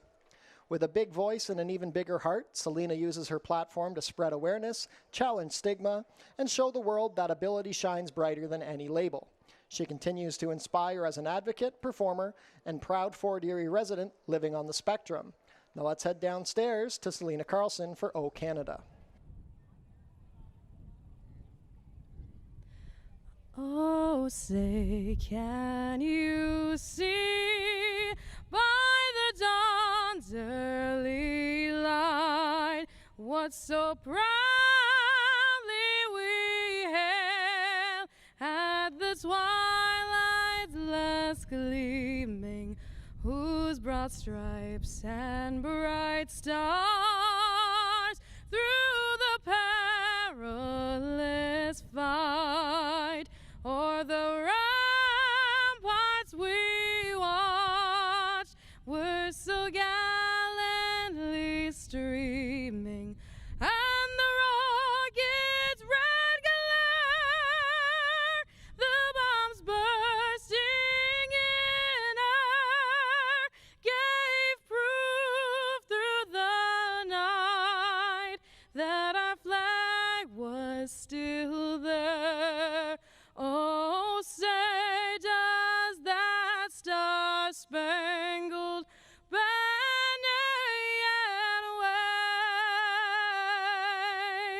wave o'er the land of the free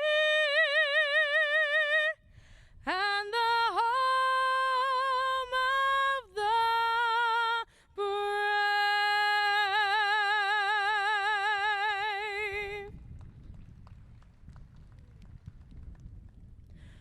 Oh, Canada, our home and native land, true patriot love in all of us command. With glowing hearts we see thee rise, the true north, strong and free, from far and wide. Oh, Canada, we stand on guard for thee. God keep our land glorious and free. Oh, Canada, we stand on guard for thee. Oh, Canada, we stand on guard for thee.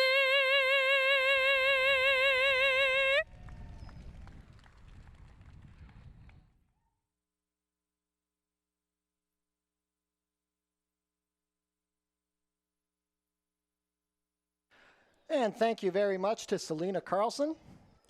Race 4 is coming up in 12 minutes. Stewart Scratch number 1, Cad Fayel, and Stewart Scratch number 3, Back to Reality.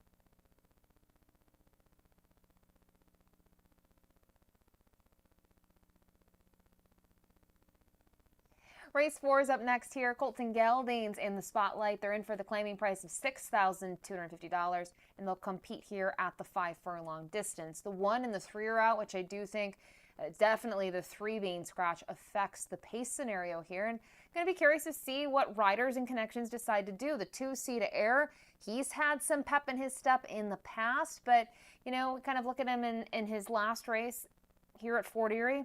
He wasn't as quick in that event. The 4 at a station typically tries to sit the trip just off of it and come with a late run. The 5 Forester Humor has been chasing the pace in his 2 tries in 2026. Then you have to reload. We saw last September on the 16th, full display of what he can do. Very game on the front end and went sub 45 to the half while going 6 furlong. So be very curious to see how this compact field fares at the 5 furlong distance. And I just thought that if they go quick enough early on, the 4 attestation could have the perfect spot in here. Juan Crawford's been aboard in those last 2, which most recently led to a trip to the winner's circle and was in for $4,750 that day.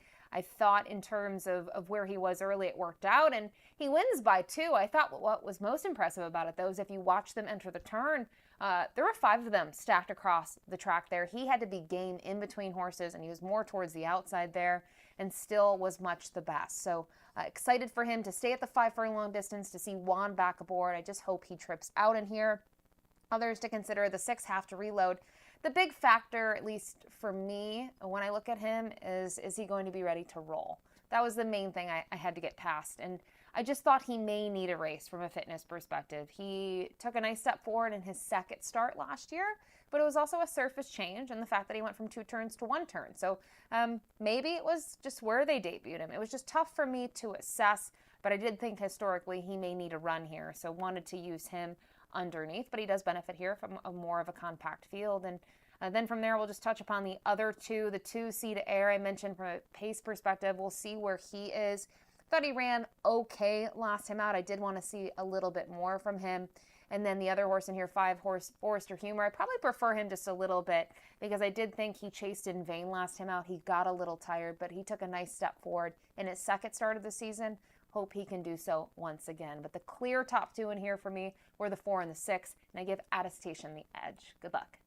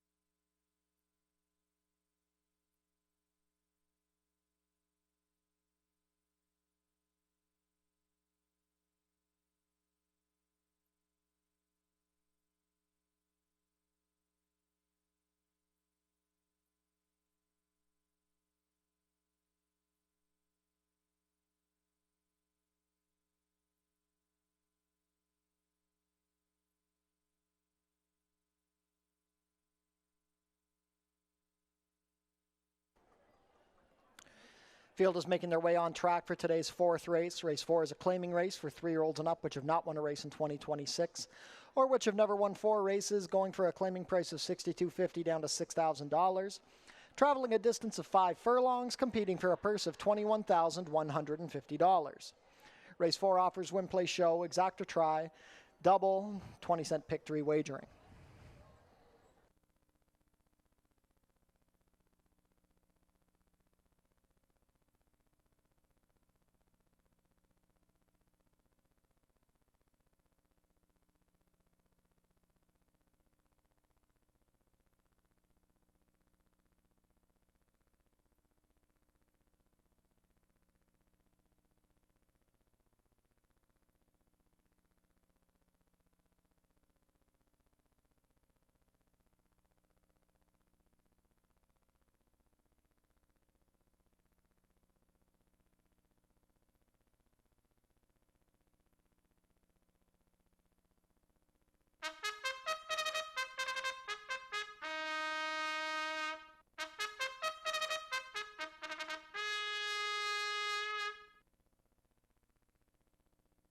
Race 4 post parade, scratch the number 1. Number 2 is Sea to Air. Ishmael Bascara rides for trainer Jeff Voice and owners Robin Voice, Melinda Shute, and MG Stables. Scratch the 3. Number 4 is Attestation. Juan Crawford in the saddle for trainer Joe Humber and owner Joy Elkins. Number 5 is Forester Humor, racing for owner trainer Aaron Rickman. The rider is Edgar Zenteno.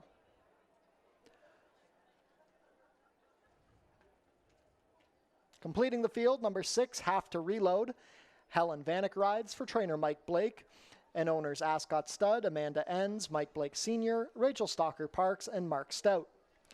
Once again, post parades today have been shortened due to the warm weather, so be sure to get those race 4 wagers in early. This race kicks off the final rolling pick 3 of the day.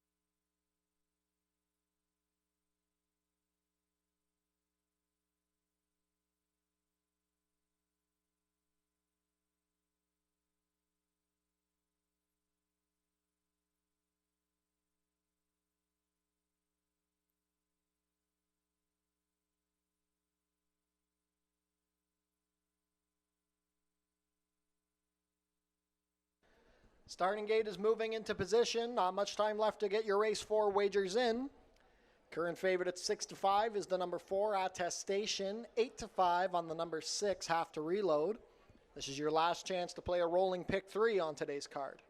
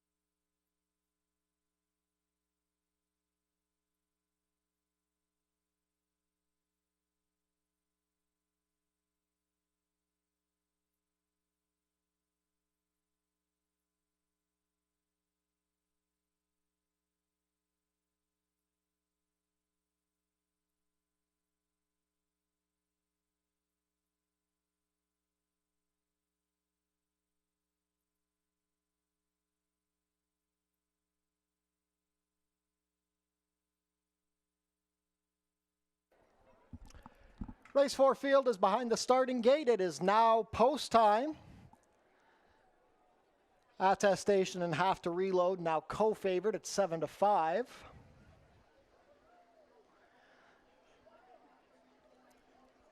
Short field of 4 here to travel 5 furlongs here in race 4. Start of the final rolling pick 3 of the card. The first to load will be Sea to Air with Ishmael Mascara.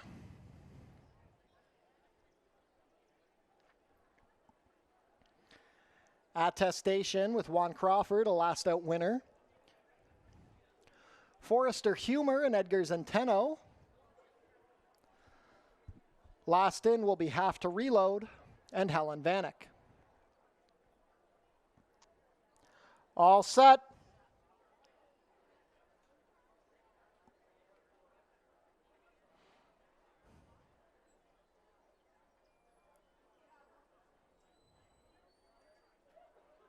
And they're off.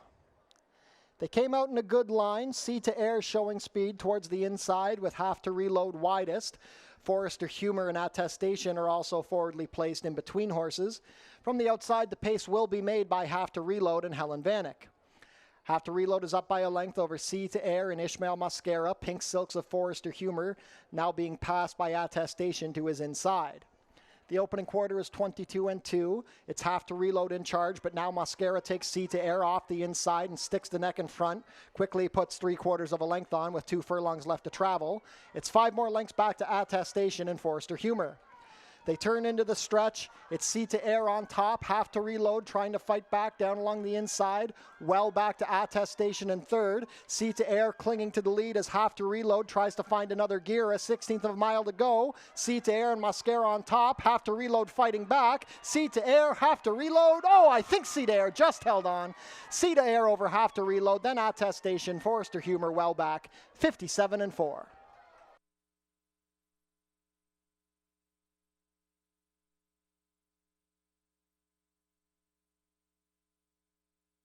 Photo finish in race 4. Hold all tickets.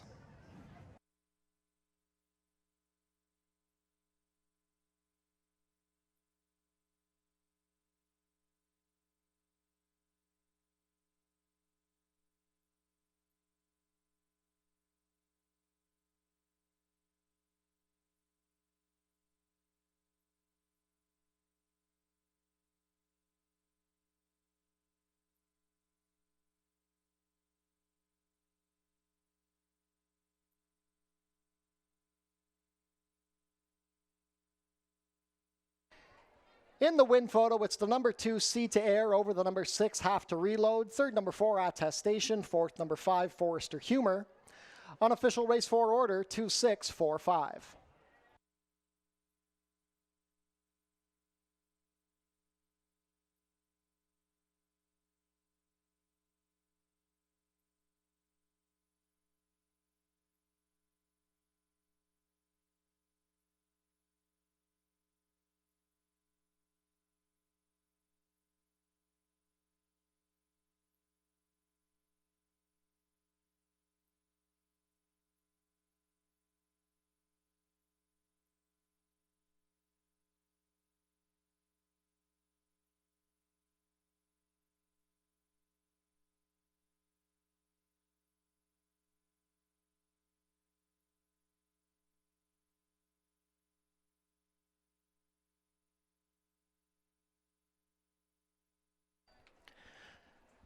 Now returning to the winner's circle, the unofficial race 4 winner, number 2, Sea to Air. Sea to Air is a 7-year-old dark bay or brown gelding by Air Force Blue out of Harbour Vixen, bred here in Ontario by Minchell Farms. Ridden victory today by Ishmael Mascara. Sea to Air is trained by Jeff Voice for owners Robin Voice, Melinda Schuett, and MG Stables.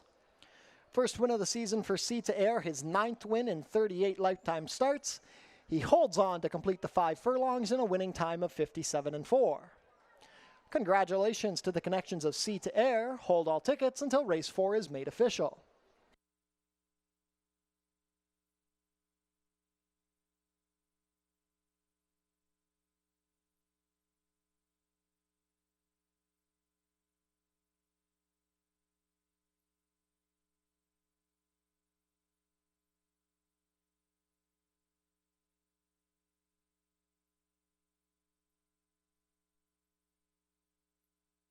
Race 4 is now official.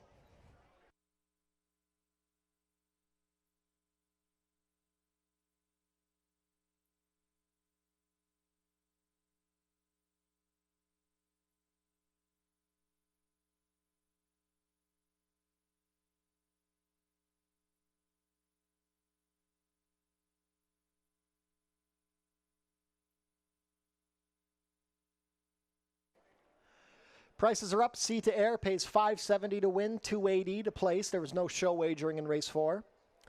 Have to reload, $270 to place.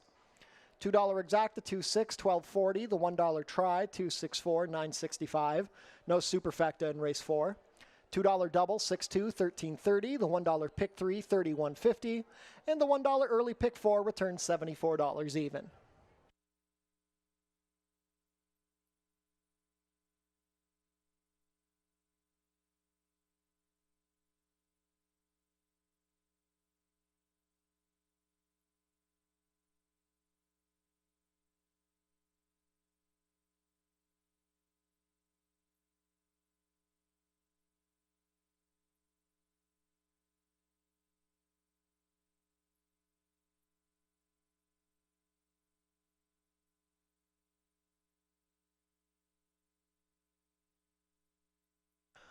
On screen now is the win photo from race 4.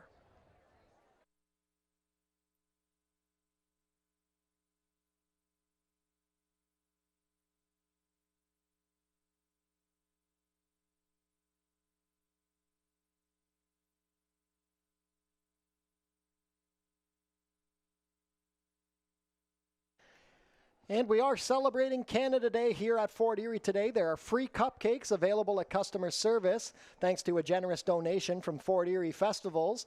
While supplies last, head down to customer service for your free cupcake. And also, be sure to be on the lookout for Fluffy the Clown. She's on site today. Find Fluffy in the farmer's market to get your child a balloon animal.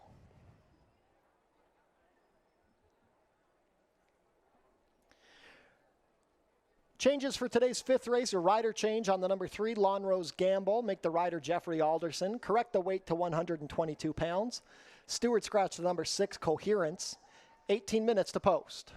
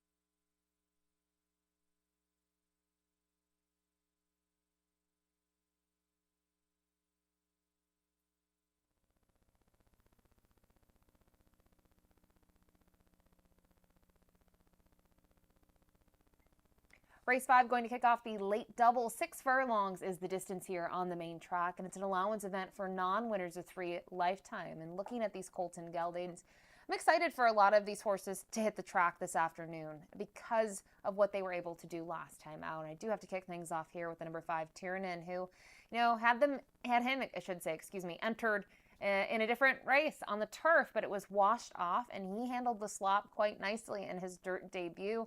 Pierre Malhat just sent him, and he cruised in front to win by a length and a quarter. It was a big buyer boost for him, a 70, his career best. He does have to go an additional furlong. Obviously, getting a dry ground today as well might factor in, and it's a step up in class, but I really liked what we saw from him, and I do wonder if he could be a little dangerous here if forwardly placed. So use him on top. The 4, Cooler Man, tried to get to him on the top spot, but decided to wait and see. He tried to roll from the back of the pack last time out. He was sitting 5th, just a couple of lengths off of it. He ended up finishing 2nd at this level and distance, only missing by 3/4 of a length. He was a huge price in there. It says 27-1. He should have never been 27-1 based on some of the races that he had been in the past. So really curious to see what he can do, just making his 2nd start since December. I thought Mikey David gave him a really great ride last time out, and you can see he's booked to ride again. So use him in the 2nd spot. And then finally, the 7, Glinton Daddy's Eye, is a horse that kind of was interesting how, at least in my opinion, how I thought the race unfolded on June 14th, because he wasn't as quick. His stablemate, Sterling Castle, was able to take them gate to wire. And to me, it looked like he might sort of drop back a little bit. And then I thought he came on a little bit again. So he was 2nd choice in there. I thought it was a really good effort. He was behind Cooler Man in that event, but like the draw for him in here. Another one that you just wonder, 2nd start off the layoff, if they can be a little bit stronger. But for me, in terms of the top spot, want to see if the 5, Tiernan, can handle a little added ground today and a fast main track. So made him the top pick. Good luck.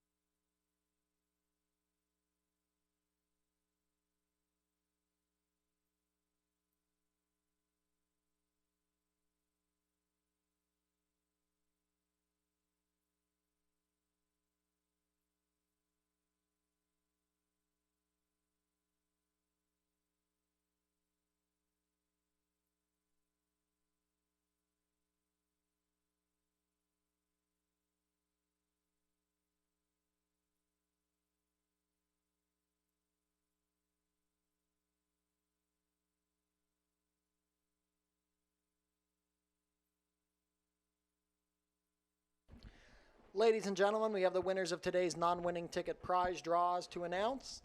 Could Sue Fulton, Bob Audette, and Mark Klinning please head to customer service? Once again, that's Sue Fulton, Bob Audette, and Mark Klinning.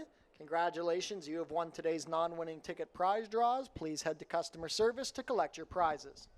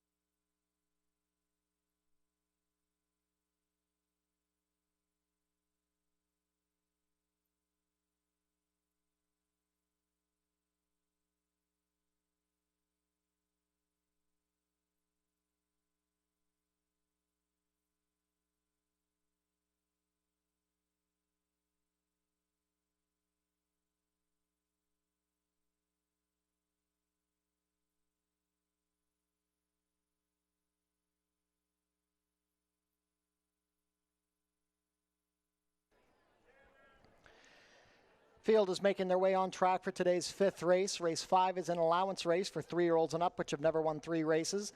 Traveling a distance of 6 furlongs, competing for a purse of $25,050. Race 5 offers win, play, show, exactor, 20-cent try, double, and 20-cent superfecta wagering.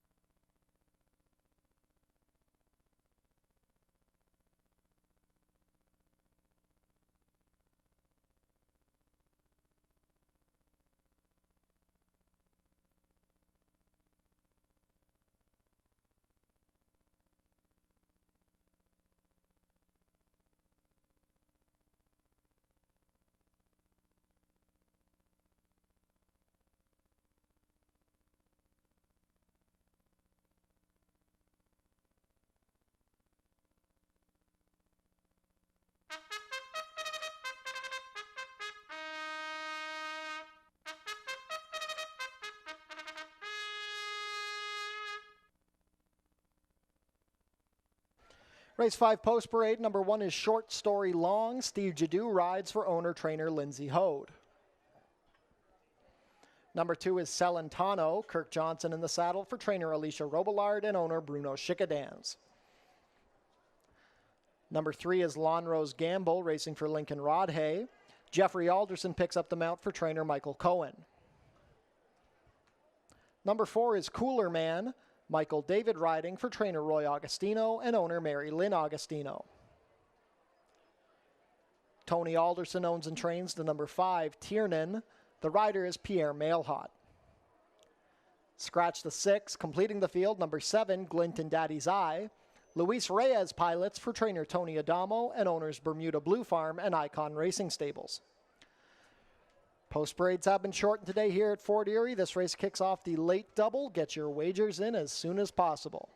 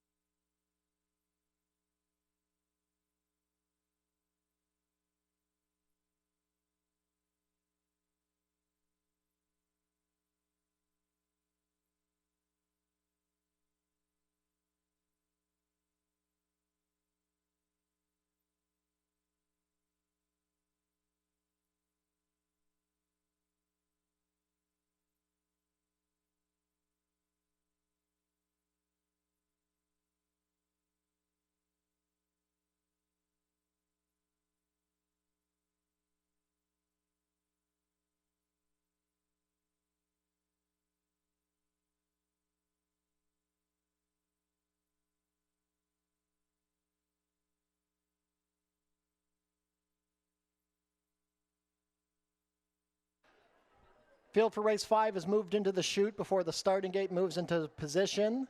You don't have very much time left to get those race 5 wagers in. They'll be heading to post shortly. Current favorite at 8-5 is the number 5, Tiernan. 9-5 on the number 7, Glint and Daddy's Eye. Late double wagering starts here.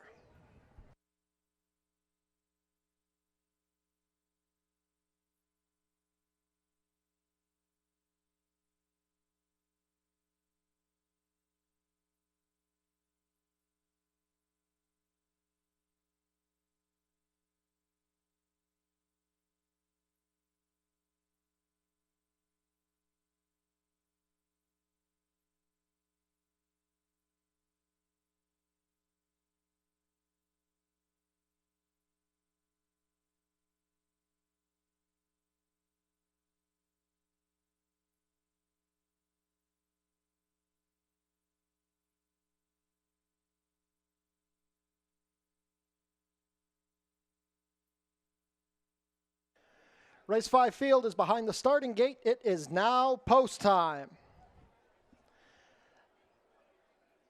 Set to begin loading to kick off tonight's late double. The first to go in will be Short Story Long with Steve Jadu.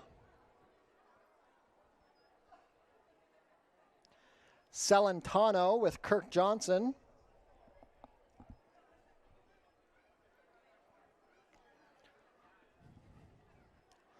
Lawn Rose Gamble returns to Fort Erie under Jeffrey Alderson. Cooler Man looking to give Mikey David his second on the card. Last out winner Tiernan with Pierre Mailhot. Last in will be Glint and Daddy's Eye with Luis Reyes.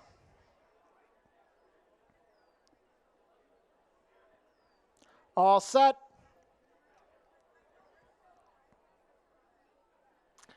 They're off. Tiernan and Glinton Daddy's Eye both broke well from the outside. Cooler Man racing in third on the outside of Short Story Long with Celentano between horses, and the early trailer is Lawn Rose Gamble. Tiernan has outsprinted Glinton Daddy's Eye for the early advantage. The lead is a length. These two have opened up 5 lengths on Cooler Man, racing alone now in third, 2 lengths better than Short Story Long. Celentano to his outside, and Lawn Rose Gamble still at the back. A fast opening fraction, 21-4. We'll see if they can maintain this pace. It's Tiernan, bet down to 1-2 under Pierre Mailhot, trying to hold off Glinton Daddy's Eye. Cooler Man biding his time in third, off the rail with Short Story Long fourth, then Lawn Rose Gamble, Celentano, the new trailer. They reach the quarter pole, and now Glinton Daddy's Eye comes up the outside and puts the head in front of Tiernan. Cooler Man going to try and rally from third with Short Story Long to his inside. There's a furlong left to travel. Glinton Daddy's Eye with a short lead. Tiernan tired on the inside. Cooler Man and Short Story Long both rallying. Glinton Daddy's Eye is staggering home. Here comes Cooler Man and Short Story Long down to the wire. Cooler Man, Short Story Long, Cooler Man and Steve Jadu. Cooler Man and then, or Short Story Long, then Cooler Man, Glinton Daddy's Eye, Tiernan. 6 furlongs and 111 flat.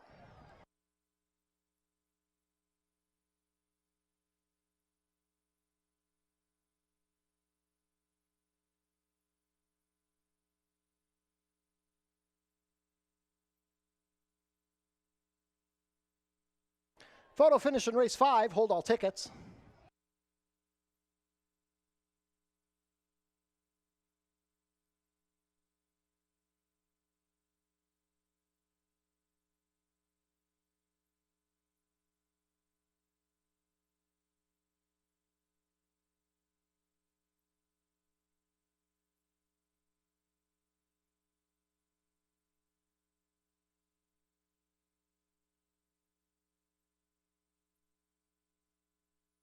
Unofficial in race 5, the winner is number 1, Short Story Long. Second, number 4, Cooler Man. Third, number 7, Glinton Daddy's Eye. And fourth, number 5, Tiernan. Unofficial race 5 order, 1, 4, 7, 5.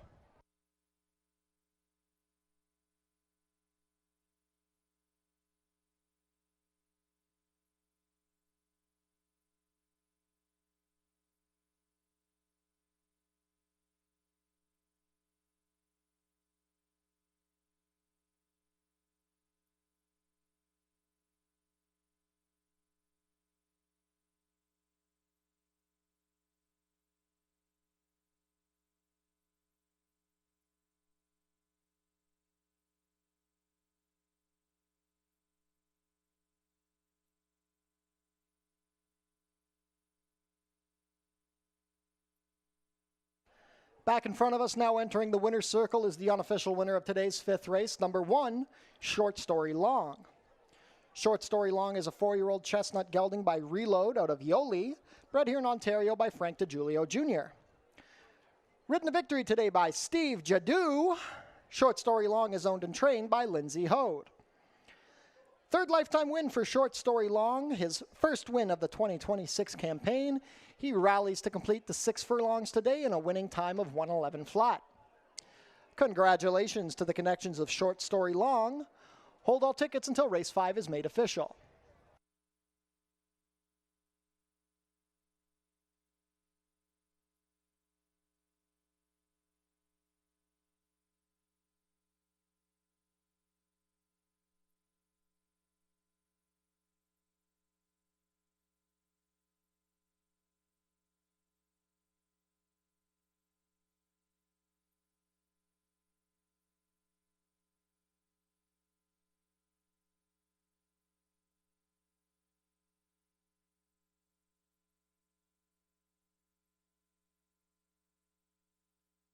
Race 5 is now official.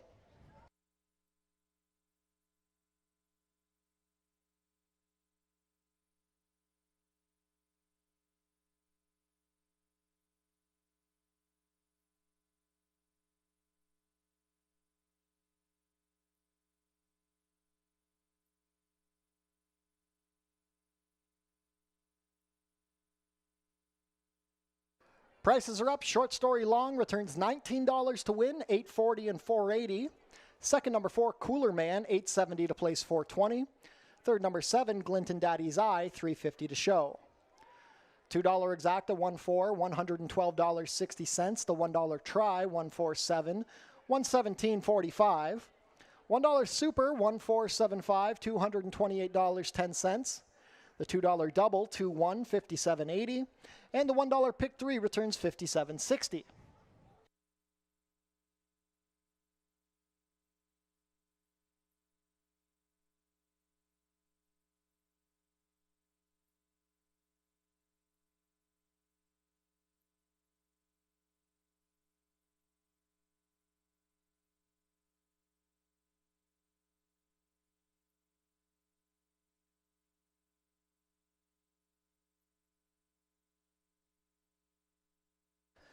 This year, the Trackside Tiki Bar is sponsored by the Fort Erie's The Place Bar and Grill, the place to go after the races at 981 Garrison Road, Fort Erie. And we'd like to say thank you to one of our sponsors, Portage M&A Advisory. Portage, you've already made history. Now it's time to make your future. Contact info on screen now.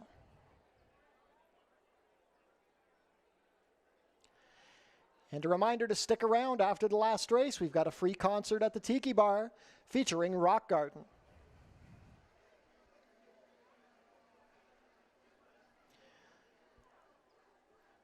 Race 6 changes.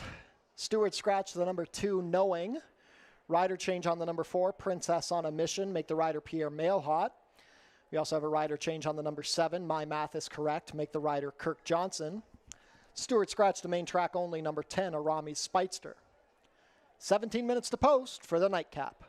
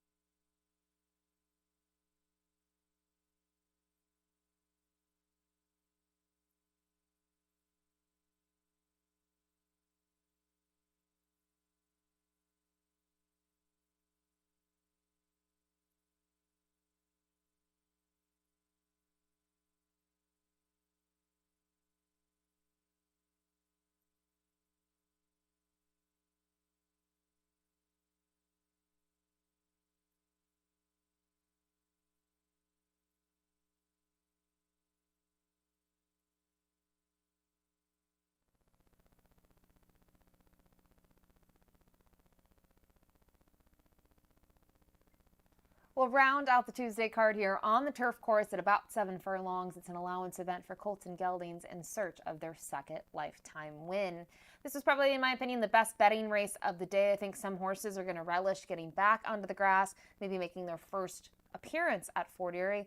And with that in mind, I thought the 4 was a little intriguing here, Princess on a Mission, if she's able to take to the turf here. You look at her turf races up at Woodbine, I know she's 0 for 9, but the last couple of times we saw her on the grass, especially the most recent try in mid-August at Woodbine, it was a pretty good effort. She got a nice forward trip. They went a little bit quick there, and she ended up being second best. She did make the lead for a bit and surrendered, but I thought that was an interesting race looking at her 3 tries now in 2026. She's improved with each of them. I did like last time out. It was going longer and it was on the Tapeta, but I now like her cutting back a little bit in distance from the mile and a 16th to the 2-turn 7 ace here. I think that's going to set up really nice for her. So do think the value could be here as well. So use her on top. I think there are other horses, though, to definitely consider. The 8 in here, Grand Warrior, was claimed for $10,000 in his first start of his 3-year-old campaign, where he finished 5th. And he wheeled back from May 31st to June 7th with this move that we see Tony Adamo execute so well. And it was a move that ended up being a winning one. They jumped him up in class, and he was able to graduate against a field of 9 and won by 3/4 of a length. He just got up in time in there. I've really liked that performance. He took a step forward in terms of his figures. And now for this barn, I do think he could take another step forward second time out.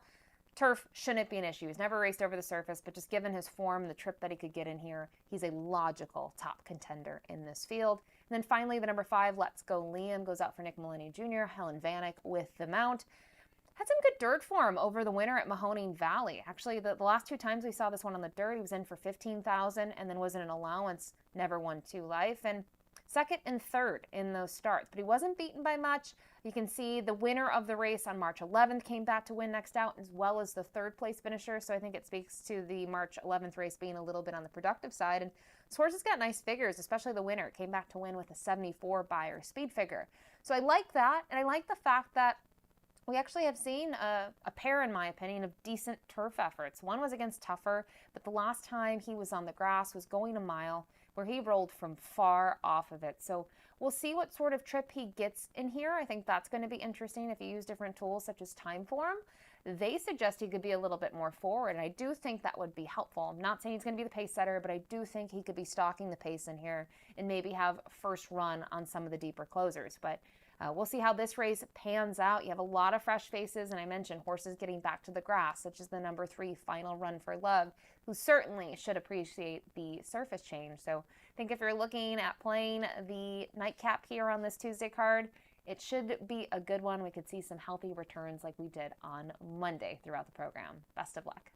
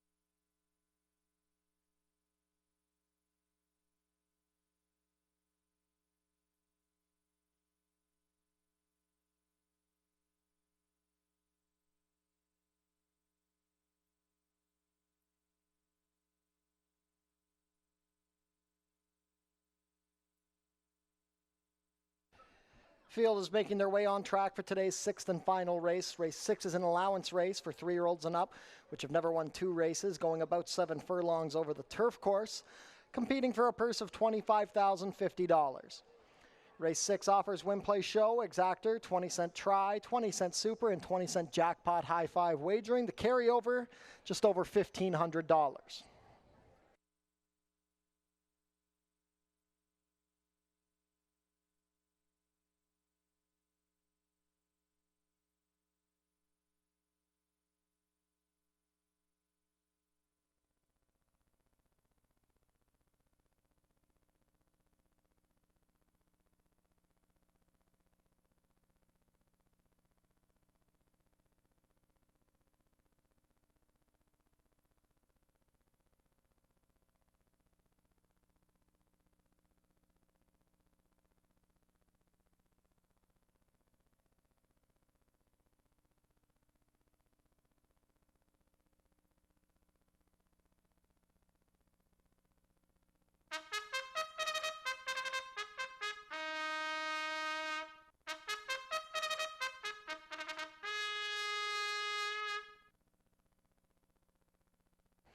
Race 6 post parade, number 1 is Zimbabwe. Steve Jadu riding for trainer Cindy Musto, who owns in partnership with Gary Wright. Scratch the 2, number 3 is Final Run for Love. Juan Crawford pilots for trainer Roy Augustino and owner Mandy Ezra. Number 4 is Princess on a Mission. Pierre Mailhot picks up the mount for trainer Sue Andrushko and owners Vidal and Lamar Squire. Number 5 is Let's Go Liam, racing for Bruno Schickadans. Helen Vanek rides for trainer Nick Molini Jr. Number 6 is Herd a Ghost. Luis Reyes in the saddle for trainer Mike Blake and owners Ascot Stud, Mike Blake Sr., Amanda Enns, and Mark Stout. Dave Mathis owns the number 7, My Math is Correct. Kirk Johnson picks up the mount for trainer Julie Mathis. Number 8 is Grand Warrior, Romero Mirage in the saddle for trainer Tony Adamo and owner Icon Racing Stables. Completing the field, number 9, Wolf Beach, Emil Ramsamy rides for trainer Mike Cohen and owners Lincoln Rodhay and Ashley Rodhay. Scratch the 10. For the final time today, post parades have been shortened today, so get those wagers in early. This race offers the jackpot high five with a $1,500 carryover. Be sure to get those wagers in soon.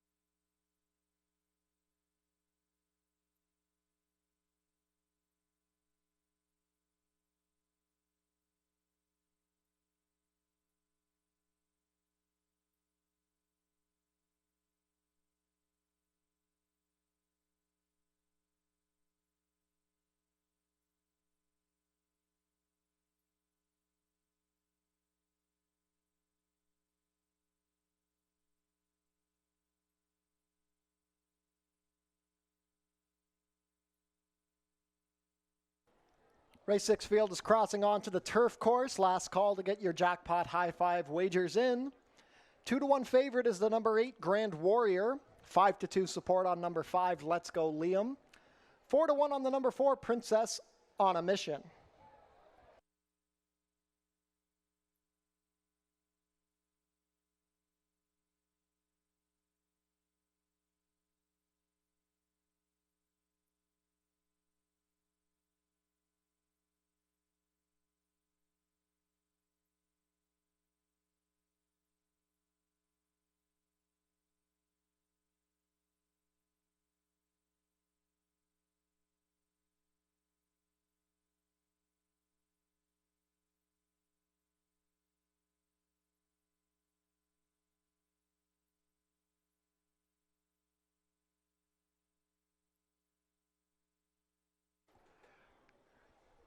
Race 6 field is behind the starting gate. It is now post time.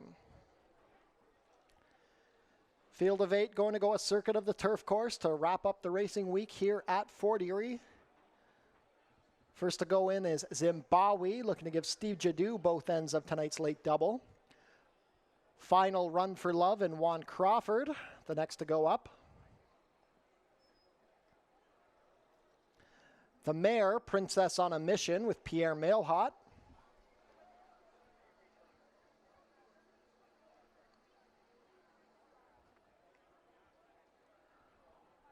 Let's Go Liam, Helen Vanek and the Bruno Schickadan Silks.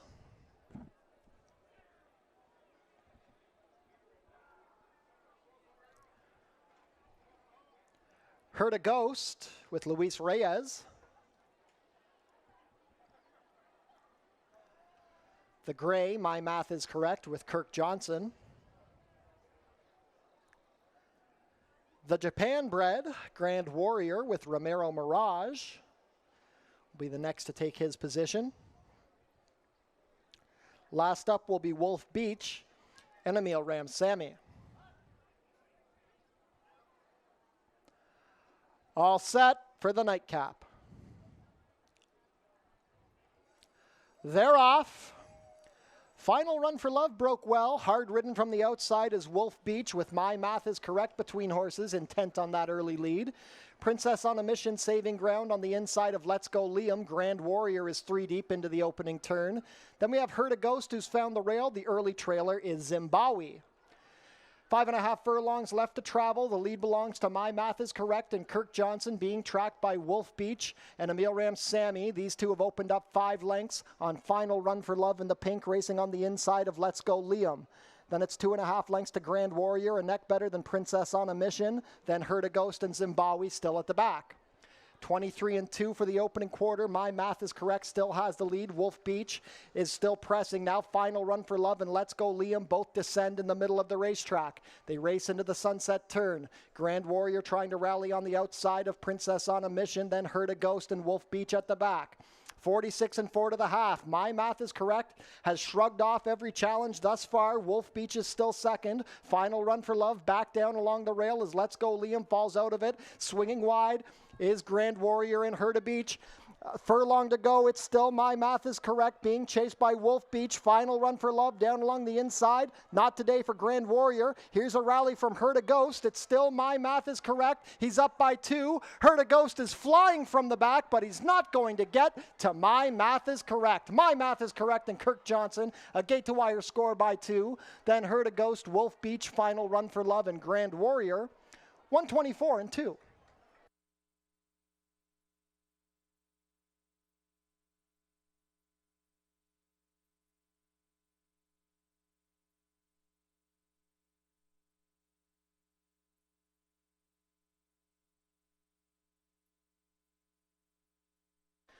Unofficial in race 6, the winner is number 7, My Math is Correct. Second is the 6, Heard a Ghost.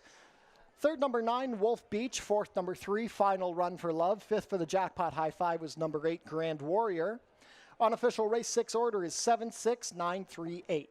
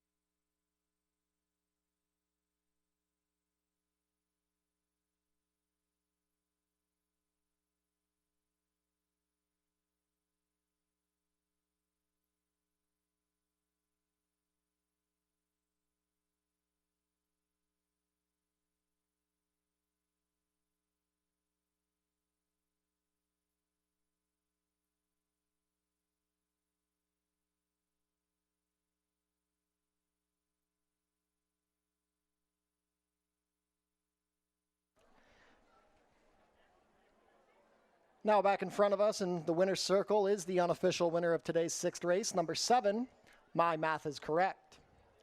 My Math is Correct is a 4-year-old Greyer Roan gelding by Frack Daddy out of Lady Sarah, bred here in Ontario by Megan Allen and Leslie Krause. Ridden to victory today by Kirk Johnson. My Math is Correct is trained by Julie Mathis for David Mathis. Second lifetime win for My Math is Correct, who was an intent winner on the front end today, completing the about 7 furlongs in a winning time of 1:24.2. Congratulations to the connections of My Math is Correct. Race 6 is now official.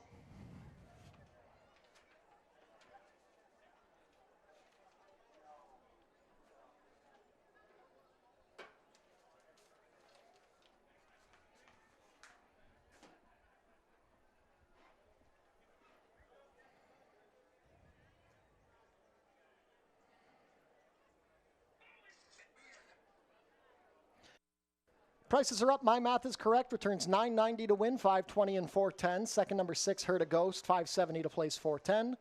Third, number 9, Wolf Beach, $8.60 to show. $2 exacta, $7.6, $54.80. The $1 try, $7.69, $322.60. $1 super, $7.693, $1,466 even. No winners in the jackpot high five tonight, so the carryover into next Monday's card will be $3,900.76. $2 double, $1.7, $209.80. $1 pick 3, $194.45. The $1 late pick 4, $409.15. And the $1 pick 5, $1,920.75.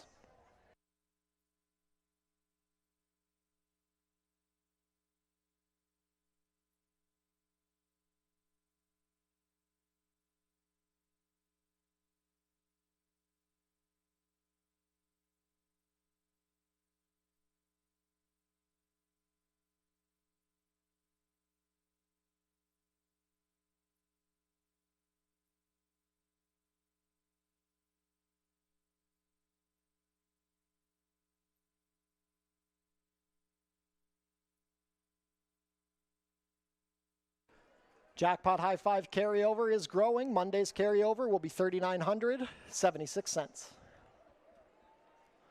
Visit our website, FortErieRacing.com, for information about everything going on here at the track. Tune into the pre-race show for info about the track conditions, scratches and changes, handicapping, and info about upcoming races and events. Racing is back next week at Fort Erie, Monday and Tuesday. Post time both days will be 4:30. Wiener Dog races come back to Fort Erie soon, Sunday, July 12th. Be sure to come out for a fan favorite day. Admission is free. Fort Erie is proud to partner with Oneida New Holland of Niagara. We'd like to thank them for providing us with a tractor for our racetrack maintenance. And a shout out to our partners at True Green Professional Lawn Care, who have been helping us keep our grass looking green and lush. Tune into your TV Niagara for the Fort Erie Race Replay Show, Channel 70 HD or Channel 100 Epico, Thursdays at 10:30, Saturdays at 4, or Sundays at noon. And that concludes the racing week here from Fort Erie Racetrack. We'd like to thank everybody who joined us here today for our Canada Day celebration. We'll be back next week, Monday and Tuesday, hopefully under more moderate weather conditions. But thank you for coming out in the heat. If you're on track, stick around. The free concert from Rock Garden will be starting down at the Tiki Bar momentarily.